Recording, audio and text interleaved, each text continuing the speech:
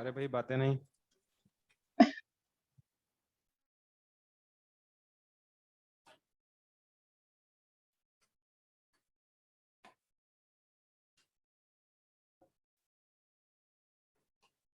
हाँ बेटा, good evening, Radhe Radhe. आवाज आ रही है आप लोगों को? ऑनलाइन वाले बच्चों से पूछ रहा हूँ मैं। और स्क्रीन विजिबल है, बोर्ड जो है बोर्ड विजिबल है आप लोगों को? अबे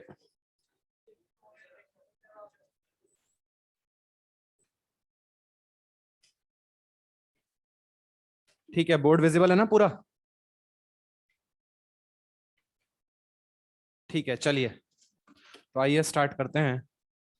हाँ भाई, कहाँ तक पहुंच गए थे अपन? रोटेशनल मोशन चालू कर दिया था। आपको चैप्टर का बेसिक इंट्रोडक्शन बता दिया था। भाई हमने देखा था टाइप्स ऑफ मोशन में क्या ट्रांसलेशनल मोशन होता है, क्या रोटेशनल मोशन होता है, क्या दोनों का कॉम्बिनेशन भी होता है। ठीक बात है।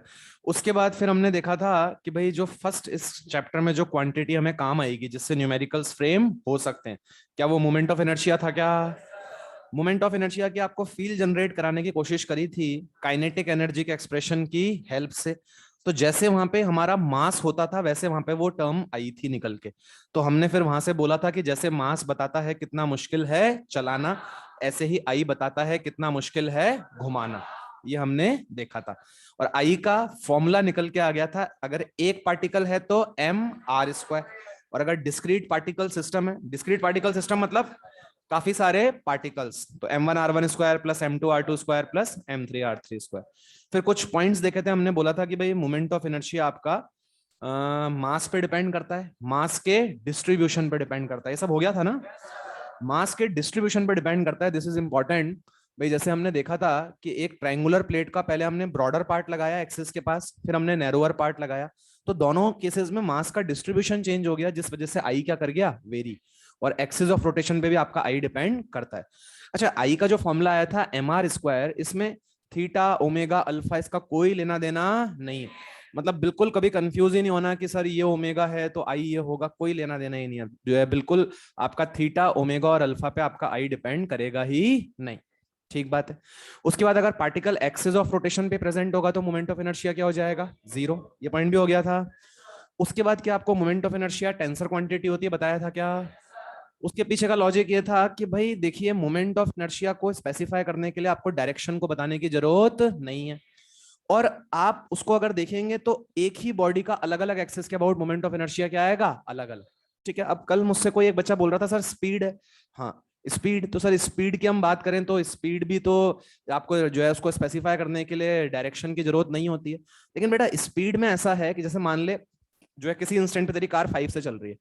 अब तेरी कार 5 ईस्ट में जा रही हो, तेरी कार 5 वेस्ट में जा रही हो, तेरी कार जो है कार 5 नॉर्थ में जा रही हो, तेरी कार 5 साउथ में जा रही हो, तेरी स्पीड हमेशा क्या रहेगी, सेम। लेकिन यहाँ पे एक ही बॉडी का अलग अलग एक्सेस के अबाउट मोमेंट ऑफ इनर्शिया क्या आ जाएगा, अलग अलग आ जाएगा। तो इस एक्सेस के अबाउट निकालेगा बॉडी वही है, इस एक्सेस के अबाउट निकालेगा आई कुछ आएगा, इस एक्सेस के अबाउट निकालेगा आई कुछ आएगा। आ रही है बात समझ में? स्पीड के अंदर क्या था भाई, वैसे तो डेफिनेटली एक इंस्टेंट पे अगर हम बात करें तो स्पीड जो है सेम है, लेकिन चाहे मैं ईस्ट में जा रहा हूं, वेस्ट में जा रहा हूं, नॉर्थ में जा रहा हूं, उससे कोई फर्क नहीं पड़ रहा। स्पीड जो तू बोलेगा वो कितनी बोलेगा, 5। ठीक है, चलिए। तो यहां तक अपना हो गया था। अब अपने को आज न्यूमेरिकल्स करने हैं, खूब जम के प्रैक्टिस करते हैं न्यूमेरिकल्स के। बहुत ही सिंपल होते हैं। मतलब टू बी वेरी फ्रैंक, अगर रोटेशनल मोशन की बात करूं तो कंसेप्ट होता है सिंपली mr स्क्वायर। उसके बाद जो है वो गणित है। किसी क्वेश्चन में थोड़ी ज्योमेट्री यूज हो जाएगी, ट्रिग्नोमेट्री यूज हो जाएगी, बहुत बेसिक बेसिक चीजें यूज होंगी। चलिए तो आइए स्टार्ट करते हैं। पहला क्वेश्चन बिल्कुल लल्ला लल्ला लोरी से चालू करते हैं।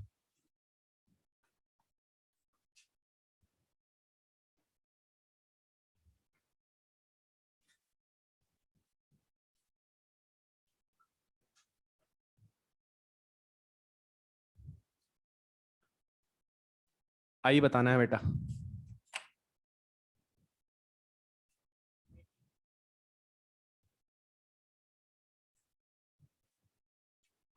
हाँ भाई, हो गया सबका? थोड़ी सी स्पीड रखिएगा आज कॉपी करते टाइम और सॉल्व करते टाइम, बिकॉज जो बेसिक क्वेश्चंस हैं उनको जल्दी जल्दी निकाल देंगे जिससे हम ज्यादा क्वेश्चंस प्रैक्टिस कर पाए। 18 केजी मीटर स्क्वायर, भाई यूनिट का भी ध्यान रखना है, mr square, kg metre square. तो सॉल्व करने की शायद मुझे जरूरत है या नहीं? अरे कर देता हूँ, मैं भी, मुझे भी तो याद रखना है, मैं भूल जाऊंगा वरना। तो क्या हो जाएगा बोलो, 2 × 1 का स्क्वायर प्लस 4 × 2 का स्क्वायर। तो भाई ये 16 + 2 कितना बन गया, 18। 18 kg मीटर स्क्वायर। अब देखो यहाँ पे वेरिएशन क्या ला सकते हैं भाई। इस क्वेश्चन को अगर बिल्कुल एक स्टेप, इनफैक्ट आधी स्टेप हायर बनाना हो तो क्या जो है वेरिएशन ला सकता था मैं, ध्यान से देखिएगा।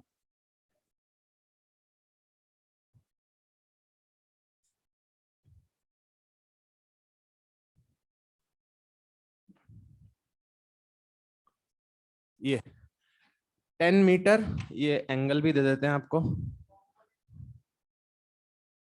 एंगल भी दे दिया आपको। 10 मीटर की दूरी पे है, लेकिन इस बार ये परपेंडिकुलर डिस्टेंस नहीं है। 10 metre is not the perpendicular distance.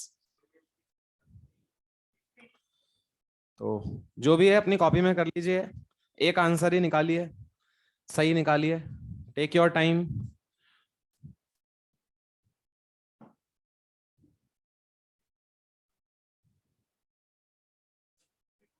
52 आ रहा है क्या? टफ लग रहा है क्या?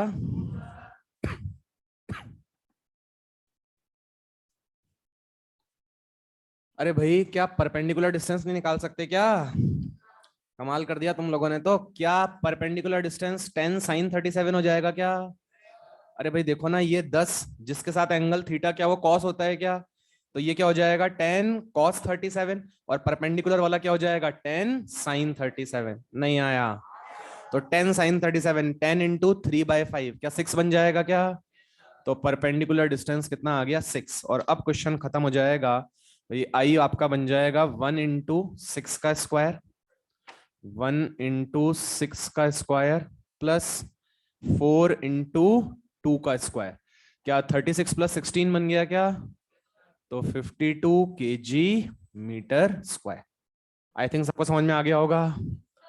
चलिए, वेरी गुड।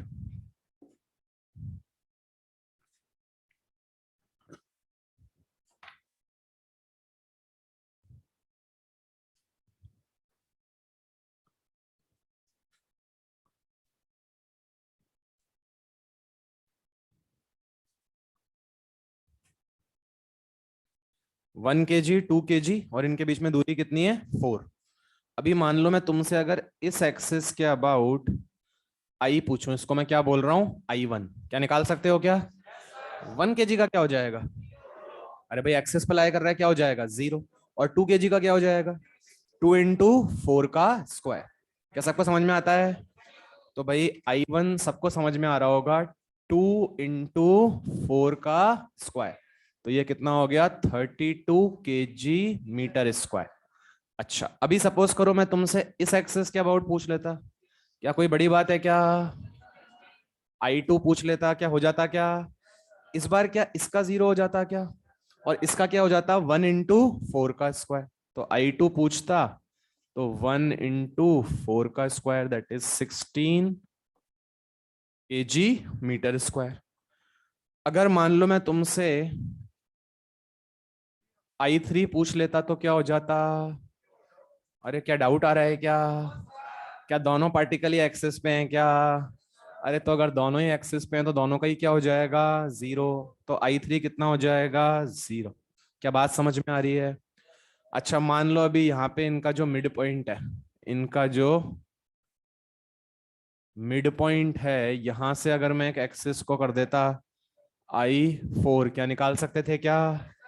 अगर ये मिड पॉइंट, तो इसका डिस्टेंस कितना, 2। इसका भी कितना, 2। 1 × 2 का स्क्वायर प्लस 2 × 2 का स्क्वायर, क्या 12 हो जाता क्या? नहीं आया।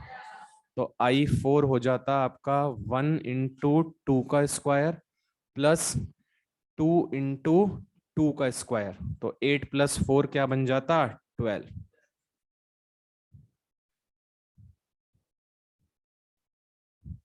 सेंटर ऑफ मास चैप्टर याद है? दो पार्टिकल्स का सेंटर ऑफ मास निकालना आता था। अगर मुझे दो पार्टिकल सिस्टम गिवन है तो एक पार्टिकल से सेंटर ऑफ मास की दूरी क्या होती थी, निकालना आता था क्या? क्या इनवर्स रेशियो में डिवाइड करता था क्या? R1/R2 क्या होता था, M2/M1। याद आ रहा है? तो देखो ध्यान से, ये पार्टिकल बेटा 2 kg का, ये पार्टिकल 3 kg का, इनके बीच में दूरी है 10 मीटर। अब जो इनका सेंटर ऑफ मास है, 2 और 3 kg का जो सेंटर ऑफ मास है, पक्की बात है 3 के पास में होगा। तो इनका जो सेंटर ऑफ मास है, यहां से जो एक्सिस पास कर रही है, इस एक्सिस के अबाउट तुम लोगों को मोमेंट ऑफ इनर्शिया बताना है। इस एक्सिस के अबाउट तुम लोगों को मोमेंट ऑफ इनर्शिया बताना है। हाँ भाई, ऑनलाइन सबको क्लियर चल रहा है ना? तो इसके अबाउट तुम्हें मोमेंट ऑफ इनर्शिया बताना है। निकाल लो सब जने जल्दी से, जो भी आ रहा है।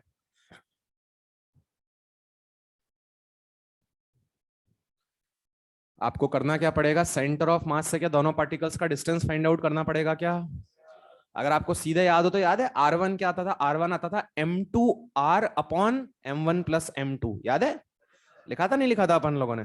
भाई R1 क्या होता था, मैंने क्या बोला था? R1 फर्स्ट वाले पार्टिकल के सेंटर ऑफ मास से दूरी। तो जब R1 लेते थे तो क्या मास दूसरे वाले का लेते थे क्या? M2 इंटू टोटल R, दोनों के बीच की टोटल दूरी अपॉन M1 प्लस M2। तो R1 आता था M2R upon M1 plus M2, और R2 आता था M1R upon M1 plus M2।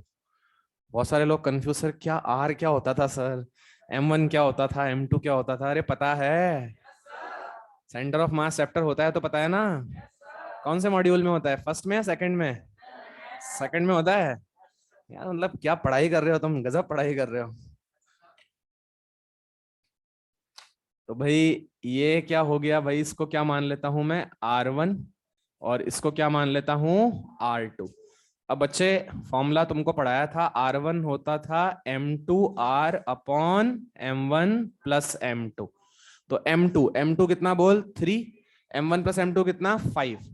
तो 3/5 इंटू 10। R मतलब दोनों के बीच की दूरी। तो कितना निकल के आ गया बोल? 6। नहीं आया? अच्छा, ऐसा नहीं है कि सर क्या ऐसे ही करना है क्या, फॉर्मूला जरूरी है याद करना? नहीं, आप इनवर्स रेशो से भी, क्या बोल रहे हो? हाँ, इनवर्स रेशो से भी कर सकते थे। अच्छा, R1 6 आ गया तो R2 को तो कैलकुलेट ही मत करो, क्या हो जाएगा? 4। This is one way. अब किसी को लगता है नहीं सर ये तो हमें आता ही नहीं है, कोई दिक्कत नहीं है। R1/R2 तो भाई हमने पढ़ा था क्या इनवर्स रेशो में डिवाइड करता है क्या? मतलब क्या ये 3:2 के रेशो में डिवाइड करेगा क्या? मतलब अगर ये लेंथ 3x होगी तो क्या ये 2x होगी क्या? नहीं आ रहा भाई? अगर ये 3x होगा, अगर ये 3x होगा तो क्या ये 2x होगा क्या? तो बेटा क्या 5x 10 के बराबर हो गया क्या? तो 5x किसके बराबर हो गया? 10। और 5x 10 के बराबर हो गया तो x कितना आ गया? 2। मतलब तुम्हारा यहां से R1 आ गया 3x दैट इज 6, और R2 तुम्हारा आ गया 2x that is 4। I think समझ में आ गया होगा। अब तो बस क्या है, अब तो फॉर्मूले में पुट कर दो।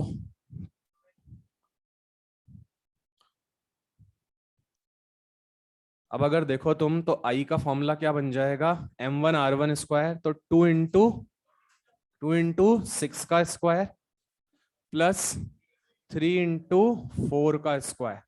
कितना बन गया ये? 36 इंटू 2 72, प्लस 16 इंटू 3 48, और ये कितना बन गया?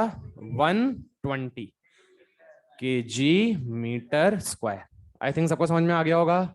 तो 120 kg/मीटर square is the correct answer. सबको क्लियर तो हो गया? अच्छा, अब इस क्वेश्चन को देखो, अभी मैंने तुम्हें डेटा की फॉर्म में दिया तो तुम्हें बड़ा आसान लगा, तुमने बहुत इजीली कर दिया। अब ये क्वेश्चन अगर मैं वेरिएबल्स की फॉर्म में दे दूंगा, तुम कहोगे ओहो ये तो बहुत टफ हो गया। कुछ भी नहीं है, सेम ही है वो। बस तुम जो है न्यूमेरिकल की फॉर्म में देते हैं तो तुम विजुलाइज कर पाते हो, जो है वेरिएबल्स की फॉर्म में देते हैं तो नहीं कर पाते। सपोज मैं इस क्वेश्चन को दे देता कि भाई ये M1, ये M2, दोनों के बीच में दूरी R, और जो इनका सेंटर ऑफ मास है, इससे जो एक्सिस पास कर रही है, इसके अबाउट मोमेंट ऑफ इनर्शिया बताओ। क्वेश्चन सेम ही है, लेकिन इस बार आंसर किसके टर्म्स में आएगा? M1 M2 और R की टर्म्स में। करो, ट्राई करो आप लोग। M1 M2 और R की टर्म्स में आएगा इस बार आंसर।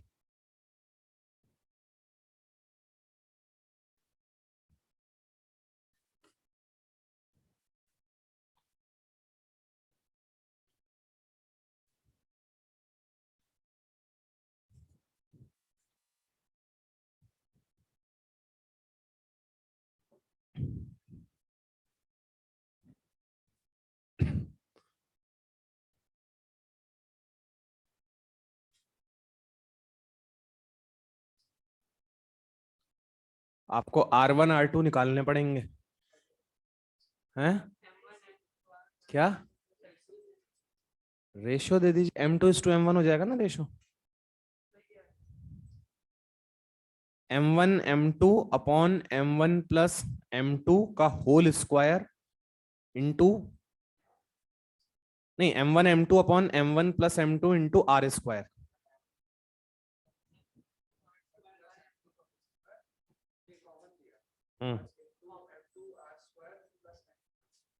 तो वहां से भी ऊपर से भी आर स्क्वायर कॉमन लेके M1 प्लस M2 भी कॉमन लेके नीचे से काट दे, तो M1 M2 upon M1 plus M2 into R square. अगर सिंपल टर्म्स में बोलूं, क्या तुम्हें रिड्यूस्ड मास पढ़ाया था क्या मैंने? म्यू पढ़ाया था, म्यू। म्यू क्या होता था? M1 M2 upon M1 plus M2। अरे कुछ याद है? रिड्यूस्ड मास M1 M2 upon M1 plus M2। इसका आंसर आएगा म्यू आर स्क्वायर। इसका आंसर आएगा म्यू आर स्क्वायर। हाँ भाई, बाकी लोग करो भाई, क्या कर रहे हो? Mu R square is the correct answer. Mu term से आप लोग अवेयर हो, मैंने centre of mass and collision chapter में आपको बोला था, कुछ भी नहीं है, M1 M2 upon M1 plus M2 को एक नाम दे दिया म्यू, उसको रिड्यूस्ड मास बोल दिया। हाँ भाई हीरो, क्या आंसर आ रहा है?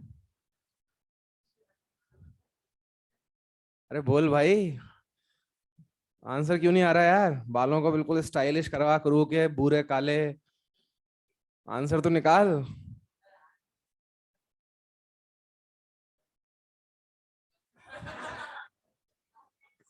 अबे मैंने कहा तेरे सिर पे हथौड़ा मारा था कल, है? मैंने तेरे सिर पे हथौड़ा कहाँ मारा था कल यार? ये वैसे ही हो गया जैसे मैं स्टार्ट करूं मोमेंट ऑफ इनर्शिया, बोलूं वड़ा वड़ा वड़ा वड़ा वड़ेंगे। चलिए, तो इसका आंसर जो है, सही आंसर जो है, चेक कर लो आप। आपने क्या बोला मुझे समझ में नहीं आया बेटा, लेकिन M1 M2 upon M1 plus M2 into R square, ये मेरे हिसाब से आंसर होना चाहिए। और इस वाली टर्म को अगर तुम जानते हो तो इसको क्या बोल सकते हैं? म्यू। तो इसको हम ऐसे भी लिख सकते थे, म्यू आर स्क्वायर। क्या बात समझ में आई क्या? अब आओ कैसे निकाला है देख लेते हैं। क्या ये डिस्टेंस R1 मान लूं क्या? और क्या ये R2 मान लूं क्या? अब देखो, तुम्हें R1 R2 निकालने आने चाहिए। R1 या तो तुम सीधे लिख लो, क्या होता है R1? M2R upon M1 plus M2। Ratio से करोगे तो रेशो भी वही आएगा, M2:M1 का रेशो। M2:M1 का रेशो मतलब क्या हो जाएगा? ये लेंथ कितनी हो जाएगी? M2 upon M1 plus M2 into are. भाई अगर ये रेशो 2:3 का है, मतलब जो है 2:3, मतलब 2 भाग और 3 भाग, तो टोटल कितने भाग हो गए? 5। तो मुझे अगर ये लेंथ चाहिए तो ये कितने भाग हैं? 2। तो 2x bye 3x into total. नहीं आया? अरे समझ में आया? तो मैथमेटिक्स है।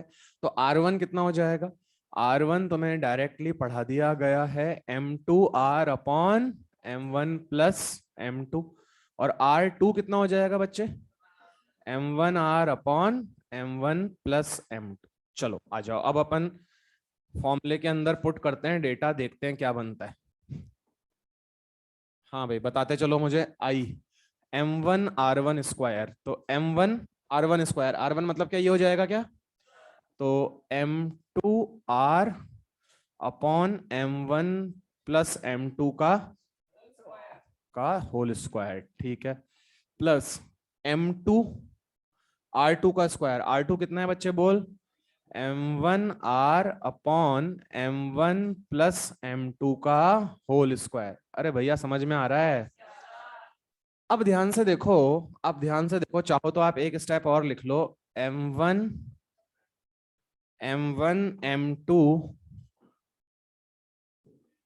R square upon M1 plus M2 का होल स्क्वायर। देखो सही लिखा है।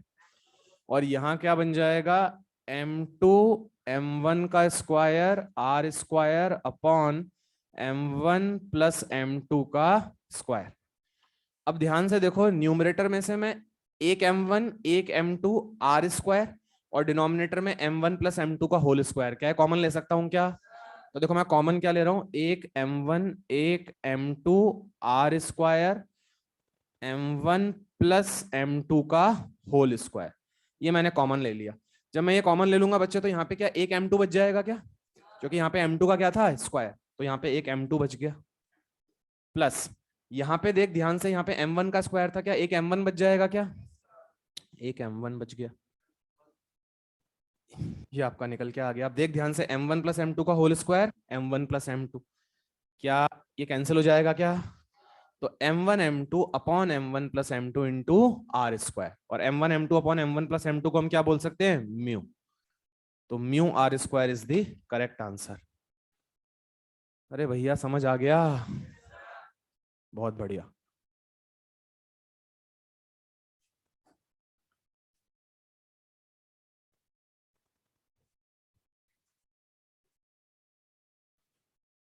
कॉपी कर लो जल्दी से, हो गया कॉपी?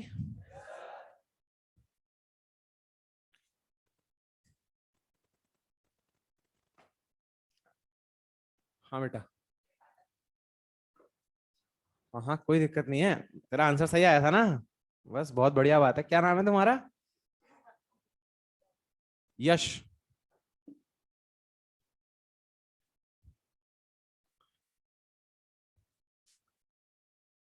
यश से याद आया मुझे, लास्ट टाइम अभी आपके बैच की बात है, यही आया था, कोई दूसरा यश था, और भी कोई यश है क्या अपने बैच में? और भी कोई यश है क्या? हाँ शायद वो आया था, वही आया था यश, काउंटर पे आया था मेरे पास, तो मैंने कहा बेटा नाम क्या है, कहता सर केजीएफ तो देखी होगी ना आपने। मैंने कहा यार अच्छा, मतलब गजब टशन में, सर केजीएफ तो देखी होगी ना आपने। मैंने कहा यार, फिर मैं हाथों हाथ, मैंने तब तक केजीएफ देखी नहीं थी, फिर मैं घर गया, मैंने घर पे जाके केजीएफ देखी, मैंने कहा है क्या यार ये आफत। चलिए, तो देखिए ध्यान से अब, चलो अब ध्यान से देखो नेक्स्ट कंसेप्ट भाई। अब नेक्स्ट क्वेश्चंस कैसे बन सकते हैं, देखो सपोज करो ये एक्स एक्सिस और ये वाई। अभी मान ले तुझे मैं कोई पार्टिकल दे देता हूं, ये मैंने दे दिया m मास का पार्टिकल, और इसके कोऑर्डिनेट्स मान ले मैंने दे दिया x1 comma y1। x1 comma y1 मतलब, मुझे बच्चे ध्यान से सोच के बताना, x1 कॉमा y1 तो ये लेंथ कितनी होती है, ये वाली लेंथ कितनी होती है, क्या सबको समझ में आता है? ये अगर x कोऑर्डिनेट तो ये कितनी होती है बोल, x1, और ये कितनी होती है y1। अब यहाँ पे ध्यान से समझना मेरी बात को।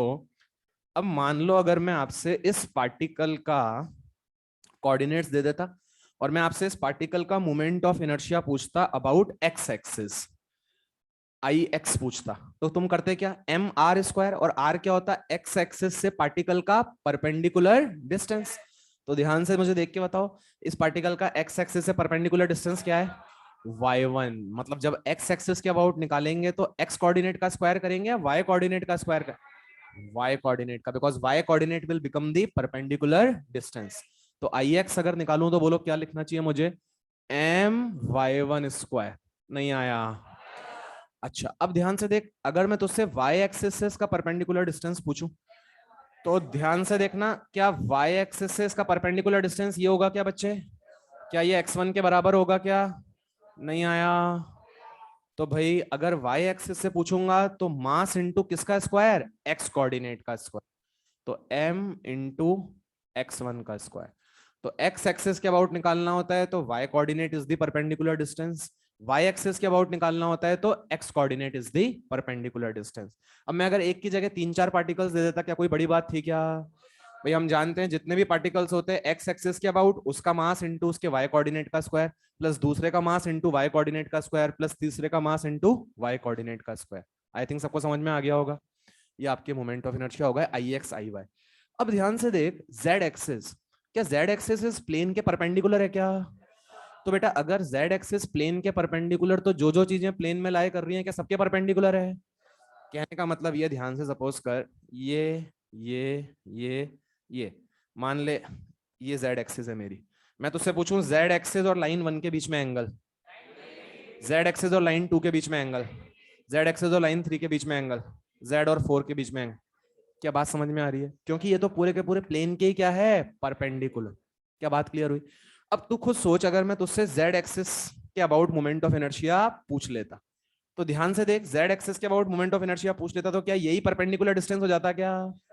भाई जो प्लेन में डिस्टेंस है यही क्या हो जाएगा, परपेंडिकुलर डिस्टेंस। सिंपली तुम इसको Z एक्सिस से क्या कर दो, ज्वाइन कर दो। नहीं आया? पक्का? तो जो प्लेन में डिस्टेंस होगा यही क्या हो जाएगा, परपेंडिकुलर डिस्टेंस। ये बिल्कुल ऐसी बात है जैसे मान लीजिए Z एक्सिस, तो तूने बोला था कि सर ये जो डिस्टेंस है कौन सा डिस्टेंस है, परपेंडिकुलर। ये दोनों आपस में क्या है, परपेंडिकुलर। अरे थे या नहीं थे? तो बस Z एक्सिस के अबाउट अगर मैं पूछता तो मुझे ध्यान से देख के बता बच्चे, क्या ये परपेंडिकुलर डिस्टेंस होता क्या? और क्या तुझे डिस्टेंस निकालना आता है क्या? क्या ये under root of x1 square plus y1 square होगा क्या? मतलब मैं इसको थोड़ी देर के लिए r बोल रहा हूं, और r किसके बराबर हो जाएगा, अंडर रूट ऑफ x1 का स्क्वायर प्लस y1 का स्क्वायर। मतलब अगर मैं तुमसे iz पूछता, मैं तुमसे iz पूछता तो क्या तुम इसको mr स्क्वायर लिख सकते थे क्या? आर स्क्वायर किसके बराबर हो जाता, x1 का स्क्वायर प्लस y1 का स्क्वायर। तो m x1 का स्क्वायर प्लस y1 का स्क्वायर, ये तुम्हारा moment of inertia about z axis हो जाता। देख लो, कोई भी डाउट हो पूछ लो मुझसे। हाँ बेटा बोल, क्या बता रहे थे, समझा दूं? जब समझाया अभी तब क्या कर रहा था? है? किसी के ख्यालों में खोया हुआ था? चलिए देखिए ध्यान से भाई, आई एक्स क्लियर हुआ तेरे को, आई वाई भी क्लियर हो गया तेरे को, आई जेड भी हो जाएगा अभी देख। बेटा अगर ये तेरी जेड एक्सेस है तो क्या है, प्लेन के परपेंडिकुलर है क्या? जेड एक्सेस क्या है, इस बोर्ड के प्लेन के परपेंडिकुलर है या नहीं? तो बेटा अगर कोई चीज पूरे के पूरे प्लेन के ही परपेंडिकुलर है, तो प्लेन में जो जो चीजें लाई करेंगी सबके क्या हो जाएगा, परपेंडिकुलर। अगर तुझे क्रॉस प्रोडक्ट याद हो, तो क्या A cross B perpendicular to the plane containing A vector and B vector होता था क्या? सर अब आपने ये क्या छेड़ दिया, यही कुछ समझ में नहीं आ रहा। ये क्रॉस प्रोडक्ट क्या होता है सर, पहले तो ये बताओ। ए क्रॉस बी क्या होता था, प्लेन के परपेंडिकुलर। फिर याद कर, मैंने बोला था अगर प्लेन के परपेंडिकुलर मतलब ए के भी परपेंडिकुलर और बी के भी परपेंडिकुलर। याद आ रही है? तो बिल्कुल एग्जैक्टली वही बात है कि आपका ये जो है ये प्लेन के परपेंडिकुलर है। तो अगर ये प्लेन के परपेंडिकुलर है तो सिंपली आप इसको ज्वाइन कर दो, तो ये डिस्टेंस जो है ये ऑटोमेटिकली कौन सा डिस्टेंस है, परपेंडिकुलर। क्योंकि जो चीजें प्लेन में लाए कर रही हैं ये सभी के क्या होगा, परपेंडिकुलर, क्योंकि ये पूरे के पूरे प्लेन के क्या है, परपेंडिकुलर। आ गया? पक्का? नहीं बेटा, इसमें जो आर का रूट है ना, तो स्क्वायर करेगा तो रूट हट जाएगा। अगर तेरे को स्क्वायर लगाना है तो यहाँ पे ऐसा कर दे कि ये कर दे, ये रूट लगा दे और फिर क्या कर दे, स्क्वायर। बात समझ में आ गई सबको? चलिए अब इस पे बेस्ड क्वेश्चन दे दूं, हो जाएगा? चलो देखते हैं।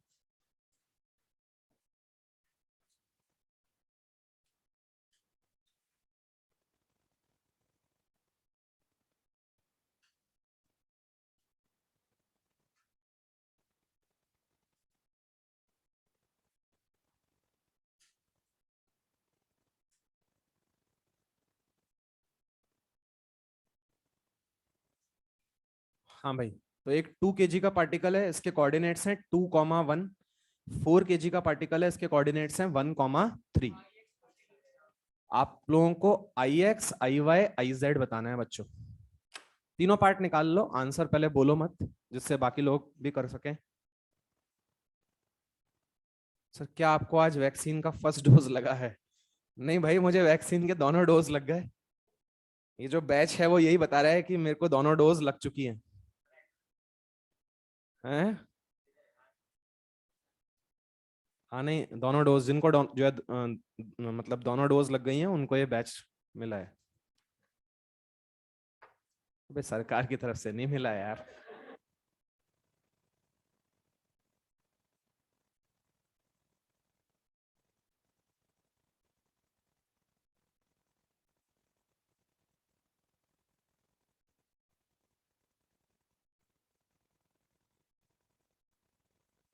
हाँ भाई, आ गया आंसर। तुम्हारा नाम क्या था, भूल गया मैं।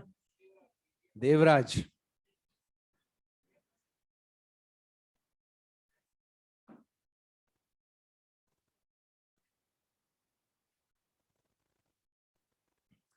अच्छा हुआ देवराज, किसी हीरो का नाम तो नहीं था किसी फिल्म में। फिर ये बोलता है था क्या।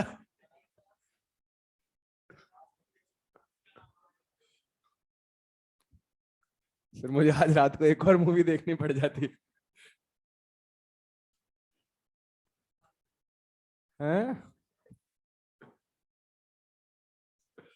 चलिए आइए देखते हैं। आई एक्स क्या आ रहा है, आंसर बोलो कितना आ रहा है। इसमें भी डाउट हो रहा है क्या तुम लोगों को। इससे सिंपल क्या होगा, तुमको इतना सिंपल करके दे दिया। एक्स के अबाउट निकालना है तो किसका square, Y coordinate. Perpendicular distance कौन सा कोऑर्डिनेट होगा, वाई। तो 2 इंटू 1 का स्क्वायर प्लस 4 इंटू 3 का स्क्वायर कितना बन गया, 2 प्लस 9, 9 इंटू 4 36 कितना बन गया, 38 kg metre square. I think सबको क्लियर हो गया होगा। चलिए आई वाई पे आ जाए। जब आई वाई करोगे तो क्या एक्स कोऑर्डिनेट लोगे क्या, x coordinate is the perpendicular distance. तो 2 इंटू 2 का स्क्वायर प्लस 4 इंटू 1 का स्क्वायर कितना बन गया, 8 + 4 दैट इज 12। चलो आई जेड कितना आ जाएगा 50। क्या मैं ये डिस्टेंस निकाल सकता हूं क्या, under root of distance formula सबको आता है ना, अंडर रूट ऑफ 2 का स्क्वायर प्लस 1 का स्क्वायर। क्या ये डिस्टेंस √5 आएगा क्या, और ये डिस्टेंस क्या √10 आएगा क्या, ये तो बताने की जरूरत नहीं है ना। तो भाई आई जेड क्या बन जाएगा, 2 इंटू √5 का स्क्वायर प्लस 4 इंटू √10 का स्क्वायर। तो आई जेड अगर तुम देखो तो 5 इंटू 2 10, 10 इंटू 4 40, तो कितना आ गया 50 kg मीटर स्क्वायर। क्या बात समझ में आ रही है। अगर तुम ध्यान से एक पैटर्न देखो तो क्या I Z I X plus I Y है क्या, ध्यान से देखो आई जेड अगर तुम देखो तो क्या आई एक्स प्लस आई वाई है क्या, 38 + 12 करके 50 आ रहा है क्या। आप आगे पढ़ोगे इसी चैप्टर में अभी बहुत जल्दी, within 2-3 classes, parallel axes, sorry perpendicular, एक सेकेंड क्या बोल रहा हूं मैं। हाँ आप इसके बाद पढ़ोगे अभी परपेंडिकुलर एक्सेस थ्योरम। तो जब परपेंडिकुलर एक्सेस थ्योरम पढ़ोगे तब आपको वहां पे प्रूव करके बताएंगे हम कि आई जेड किसके बराबर होगा, आई एक्स प्लस आई वाई। क्या बात समझ में आ रही है क्या। तो ये बेसिकली हम डायरेक्टली परपेंडिकुलर एक्सेस थ्योरम की हेल्प से भी सीधे बोल सकते हैं।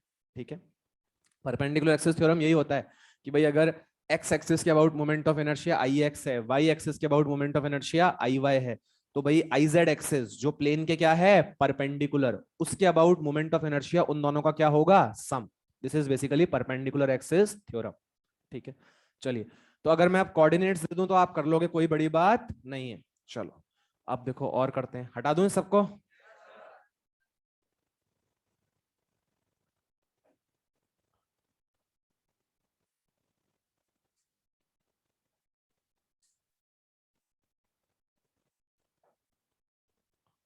तो देखिए एक स्क्वायर की वर्टिसेस पे m मास के पार्टिकल्स रखे हुए हैं इस तरह से। स्क्वायर की साइड a ले लेते हैं, मैं आपको अलग अलग एक्सिस देता जाऊंगा, मोमेंट ऑफ इनर्शिया पूछता जाऊंगा। ठीक है, चलिए तो पहली एक्सिस अपन ने ये ले ली। आपको I1 बताना है बच्चे, I1 बहुत ही सिंपल क्वेश्चन है। I1 तो आ गया होगा क्या आंसर आ जाएगा, इसमें भी सोचना पड़ रहा है क्या। अरे इसका क्या हो जाएगा 0, इसका भी क्या हो जाएगा 0, इसका ma², इसका ma², क्या 2ma²। मतलब अगर मैं तुमसे I1 पूछूं तो तुम बोलोगे सर 2 का तो 0 है और 2 का कितना है ma², ma² वाले कितने पार्टिकल हैं 2, तो I1 तुम्हारा हो गया 2ma²। आई थिंक क्लियर हो गया होगा। अभी स्क्वायर का जो सेंटर है वहां से एक्सिस पास कर रही है, ये स्क्वायर का आपका सेंटर था, यहां से एक्सिस पास कर रही है, इसको I2 बोल रहा हूं। कर सकते हो क्या, I2 आपको एक्सिस से बस ध्यान क्या रखना है, पार्टिकल्स का क्या लेना है आपको, परपेंडिकुलर डिस्टेंस। जैसे ये अगर एक्सिस है तो ये इसका परपेंडिकुलर डिस्टेंस, ये इसका, ये इसका, ये इसका। आ रहा है सबका? अरे भाई क्या सभी का डिस्टेंस a/2 हो जाएगा क्या? तो m a/2 का स्क्वायर, और ऐसे कितने पार्टिकल्स हैं, चार। कितने पार्टिकल्स हैं, चार। चलो भाई तो कर दो, I2 ma/2 का स्क्वायर, और ऐसे कितने पार्टिकल्स हैं, चार। इंटू 4 कर दिया, इसको 4 बार ऐड कर दो या इंटू 4 कर दो, एक ही बात है। तो I2 तुम्हारा निकल के आ जाएगा ma²। क्या बात क्लियर हो रही है क्या? अच्छा ध्यान से देखो, डायगोनल। अच्छा डायगोनल के अबाउट बताना, तो इसका क्या होएगा, इसका भी क्या होगा? क्या ये परपेंडिकुलर डिस्टेंस निकालने पड़ेंगे? वो तुम्हें आता है, इतनी इतनी मैथ्स पढ़ के आए हो तुम। m² आ रहा है क्या? परपेंडिकुलर डिस्टेंस a/√2 आ जाएगा क्या? पूरे डायगोनल की लंबाई कितनी होती है, √2a। पूरे डायगोनल की लंबाई कितनी होती है, √2a। क्या मुझे पूरा डायगोनल चाहिए या आधा डायगोनल चाहिए? मुझे आधा डायगोनल, √2a/2। समझ में तो आ रहा है ना तुम लोगों को? भाई देखो ये परपेंडिकुलर डिस्टेंस हो जाएगा ये, तो ये वाला इस वाले पार्टिकल का, और ये वाला इस वाले पार्टिकल का, तो ये सीधे लिख दूं a/√2। समझ तो जाओगे ना, √2a/2। तो क्या आ जाएगा, a/√2। इसको भी लिख देता हूं a/√2। तो बस अब जब तुम डायगोनल के अबाउट निकालोगे तो देखो इसका और इसका तो जीरो हो गया क्योंकि एक्सिस पे, और इन दोनों का परपेंडिकुलर डिस्टेंस कितना हो गया, a/√2। तो I3 की अगर मैं बात करूं, ma/√2 का स्क्वायर, और ऐसे कितने पार्टिकल्स हैं, दो। तो क्या आंसर आ जाएगा, ma²। क्या बात समझ में हो रही है? अब ध्यान से देखो, अब मैं जो एक्सिस लेने वाला हूं वो प्लेन के क्या लेने वाला हूं, परपेंडिकुलर।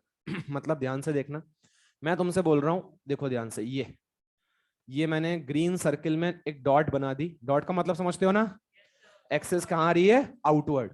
मतलब ऐसे समझो आप, ये जो एक्सिस है ये प्लेन से कहाँ निकल रही है, बाहर। प्लेन के परपेंडिकुलर है, प्लेन से कहाँ निकल रही है, बाहर। करो, इसको I4 बोल दो। बहुत सिंपल है, बहुत सिंपल है।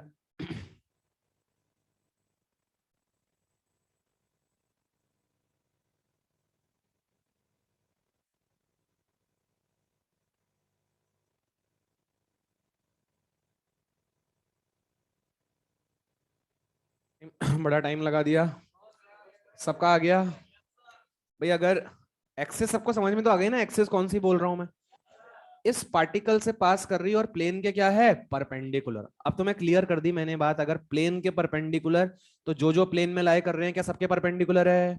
मतलब अगर तुम्हें परपेंडिकुलर डिस्टेंस निकालना है तो क्या सीधे बस उसको एक्सिस से ज्वाइन कर दूं क्या? तो ध्यान से देखो, ये एक्सिस है, ये प्लेन के परपेंडिकुलर, तो इसका परपेंडिकुलर डिस्टेंस कितना हो गया, a। इसका कितना हो गया, √2a। इसका कितना हो गया, a। और इसका तो क्या हो जाएगा, 0, क्योंकि ये एक्सिस पे लाई कर रहा है। तो बस खत्म। दो पार्टिकल्स का तो परपेंडिकुलर डिस्टेंस कितना था, a। तो ma², ऐसे कितने पार्टिकल्स हैं, दो।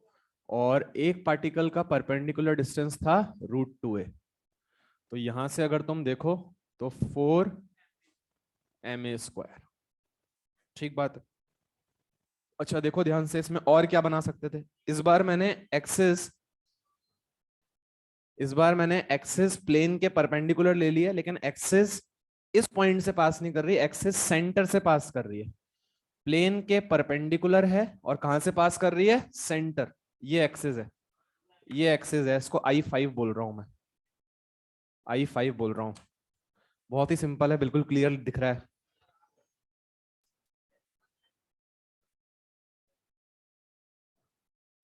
आराम आराम से कर ले बेटा, कोई बात नहीं, कभी कभार भूल जाते हैं, उसमें कोई टेंशन वाली बात नहीं है।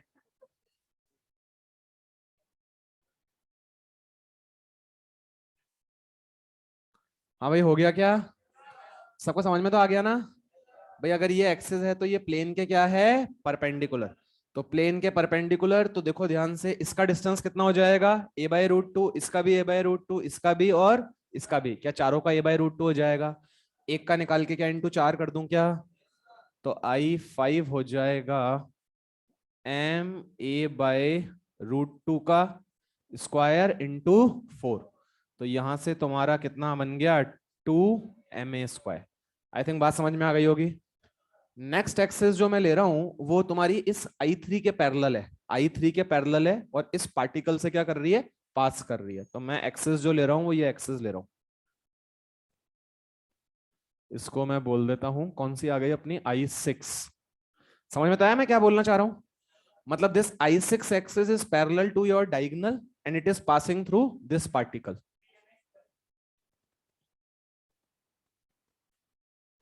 ठीक है, वेरी गुड, सही है। तो आप हर एक पार्टिकल का परपेंडिकुलर डिस्टेंस निकालो और देखो क्या आ रहा है। 3MA² is the correct answer.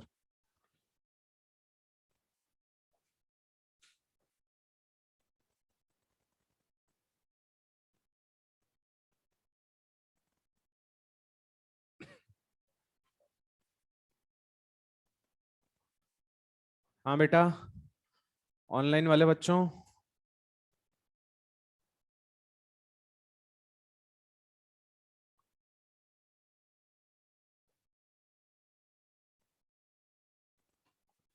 आ गया आप लोगों का भी? ये देखो सिंपल ही तो है। अगर ध्यान से देख, ये दोनों लाइंस क्या पैरेलल हैं क्या? तो बेटा ये डिस्टेंस अगर A/√2 है तो ये भी कितना होएगा? A/√2। अरे भाई दोनों लाइंस पैरेलल है, तो अगर ये परपेंडिकुलर डिस्टेंस A/√2 है तो ये भी कितना होएगा? A/√2। नहीं आई क्या बात समझ में? तो डेफिनेटली भाई ये भी A/√2 होगा। और क्या ये भी A/√2 होगा क्या? क्योंकि दोनों लाइंस क्या हैं? पैरेलल। तो अगर ये परपेंडिकुलर डिस्टेंस A/√2 तो ये भी कितना होगा? A/√2। और ये भी कितना होगा? A/√2। तो देखो आप, इसका डिस्टेंस आ गया A/√2, इसका भी डिस्टेंस आ गया A/√2, और इसका कितना हो जाएगा?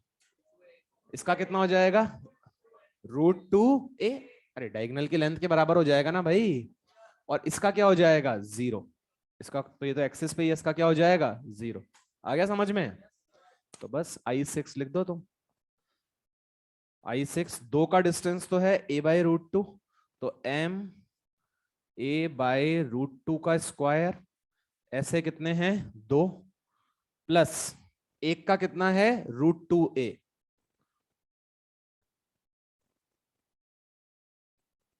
तो क्या आंसर आ जाएगा? 3MA²।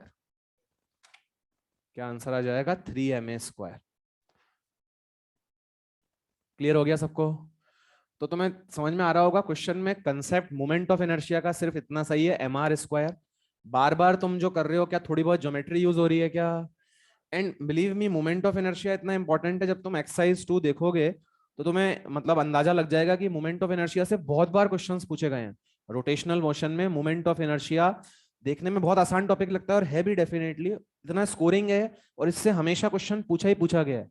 ठीक है, आपसे मोमेंट ऑफ इनर्शिया पूछ लिया जाता है, तो मतलब मानो अगर ये क्वेश्चन आता है एग्जाम में तो इतना फायदा है आपको, मतलब सीधे सीधे मतलब आपको नंबर दे रहे हो। चलिए आगे मूव करते हैं। अब देखो इसमें वेरिएशन क्या ला सकता हूं मैं। अभी मैंने देखो पार्टिकल को स्क्वायर की वर्टिसेस पे रख दिया। अभी मान लो मैं ट्राइंगल ले लेता हूं, लो। तो ये मैंने एक इक्विलेटरल ट्राइंगल ले लिया जिसकी साइड मान लेते हैं L है, और अब मैंने इस पे M M M इस तरह से पार्टिकल्स रख दिए। अब मैं तुमसे अलग अलग एक्सिस के अबाउट पूछ लूंगा। जैसे सपोज मैंने इस एक्सिस के अबाउट तुमसे मोमेंट ऑफ इनर्शिया पूछ लिया I1। क्या बता सकते हो क्या? इक्विलेटरल ट्राइंगल है, ट्राइंगल इक्विलेटरल है। सबको समझ में आ गया? इक्विलेटरल ट्राइंगल है, करो ट्राई सब जने।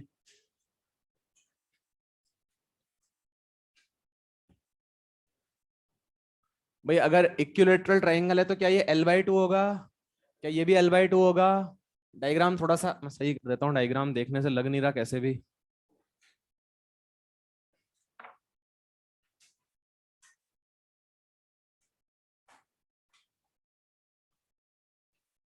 तो भाई अगर ये इक्विलेटरल ट्राइंगल, तो हम अगर यहाँ से परपेंडिकुलर ड्रॉ करेंगे, अगर हम यहाँ से परपेंडिकुलर ड्रॉ करेंगे तो क्या ये बाइसेक्ट करेगा क्या?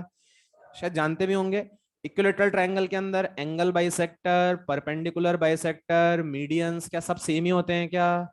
कभी ना कभी जीवन में जरूर पढ़ा होगा। तो भाई ये जो परपेंडिकुलर तुमने ड्रॉ करा है क्या ये परपेंडिकुलर बाइसेक्टर भी है क्या? बाइसेक्टर है मतलब ये L/2 तो ये भी L/2। भाई पूरी साइड L थी तो हम बोल सकते हैं कि सर ये चीज कितनी हो जाएगी L/2, ये भी कितनी हो जाएगी L/2। अब तुम्हें इस एक्सिस के अबाउट चाहिए तो इसका तो क्या हो जाएगा 0, इसका डिस्टेंस कितना हो गया L/2, इसका भी L/2। तो अगर मैं I1 पूछूं तो ML/2 का स्क्वायर और ऐसे कितने पार्टिकल्स हैं 2, क्या आंसर आ जाएगा ML²/2। आई थिंक बात क्लियर हो गई होगी। अच्छा मान लो अगर मैं इस एक्सिस के अबाउट पूछ लेता, मान लो अगर मैं तुमसे इस एक्सिस के अबाउट पूछ लेता, इसको मैं I2 बोल देता हूं, बहुत ही सिंपल है। I2 के अबाउट पूछ लेता 5ml²/4। क्या समझ में आ रहा है? करते चलो, लिखते भी चलो कॉपी में, और किसी को अगर नहीं आया तो मुझसे पूछते भी चलो। हाँ भाई हो रहा है तुमसे?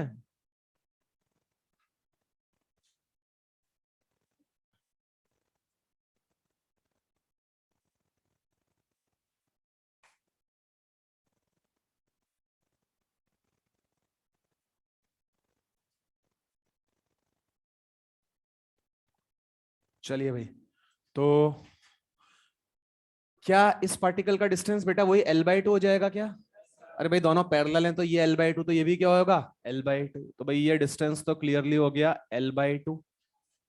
इसका खुद का तो क्या हो जाएगा 0 क्योंकि एक्सिस पे ही है, और इसका डिस्टेंस कितना हो गया L। तो अगर मैं I2 की बात करूं तो ML/2 का स्क्वायर प्लस ML², तो ML² plus ML²/4 that is 5ml²/4। I think सबको क्लियर हो गया होगा। अच्छा सपोज करो मैं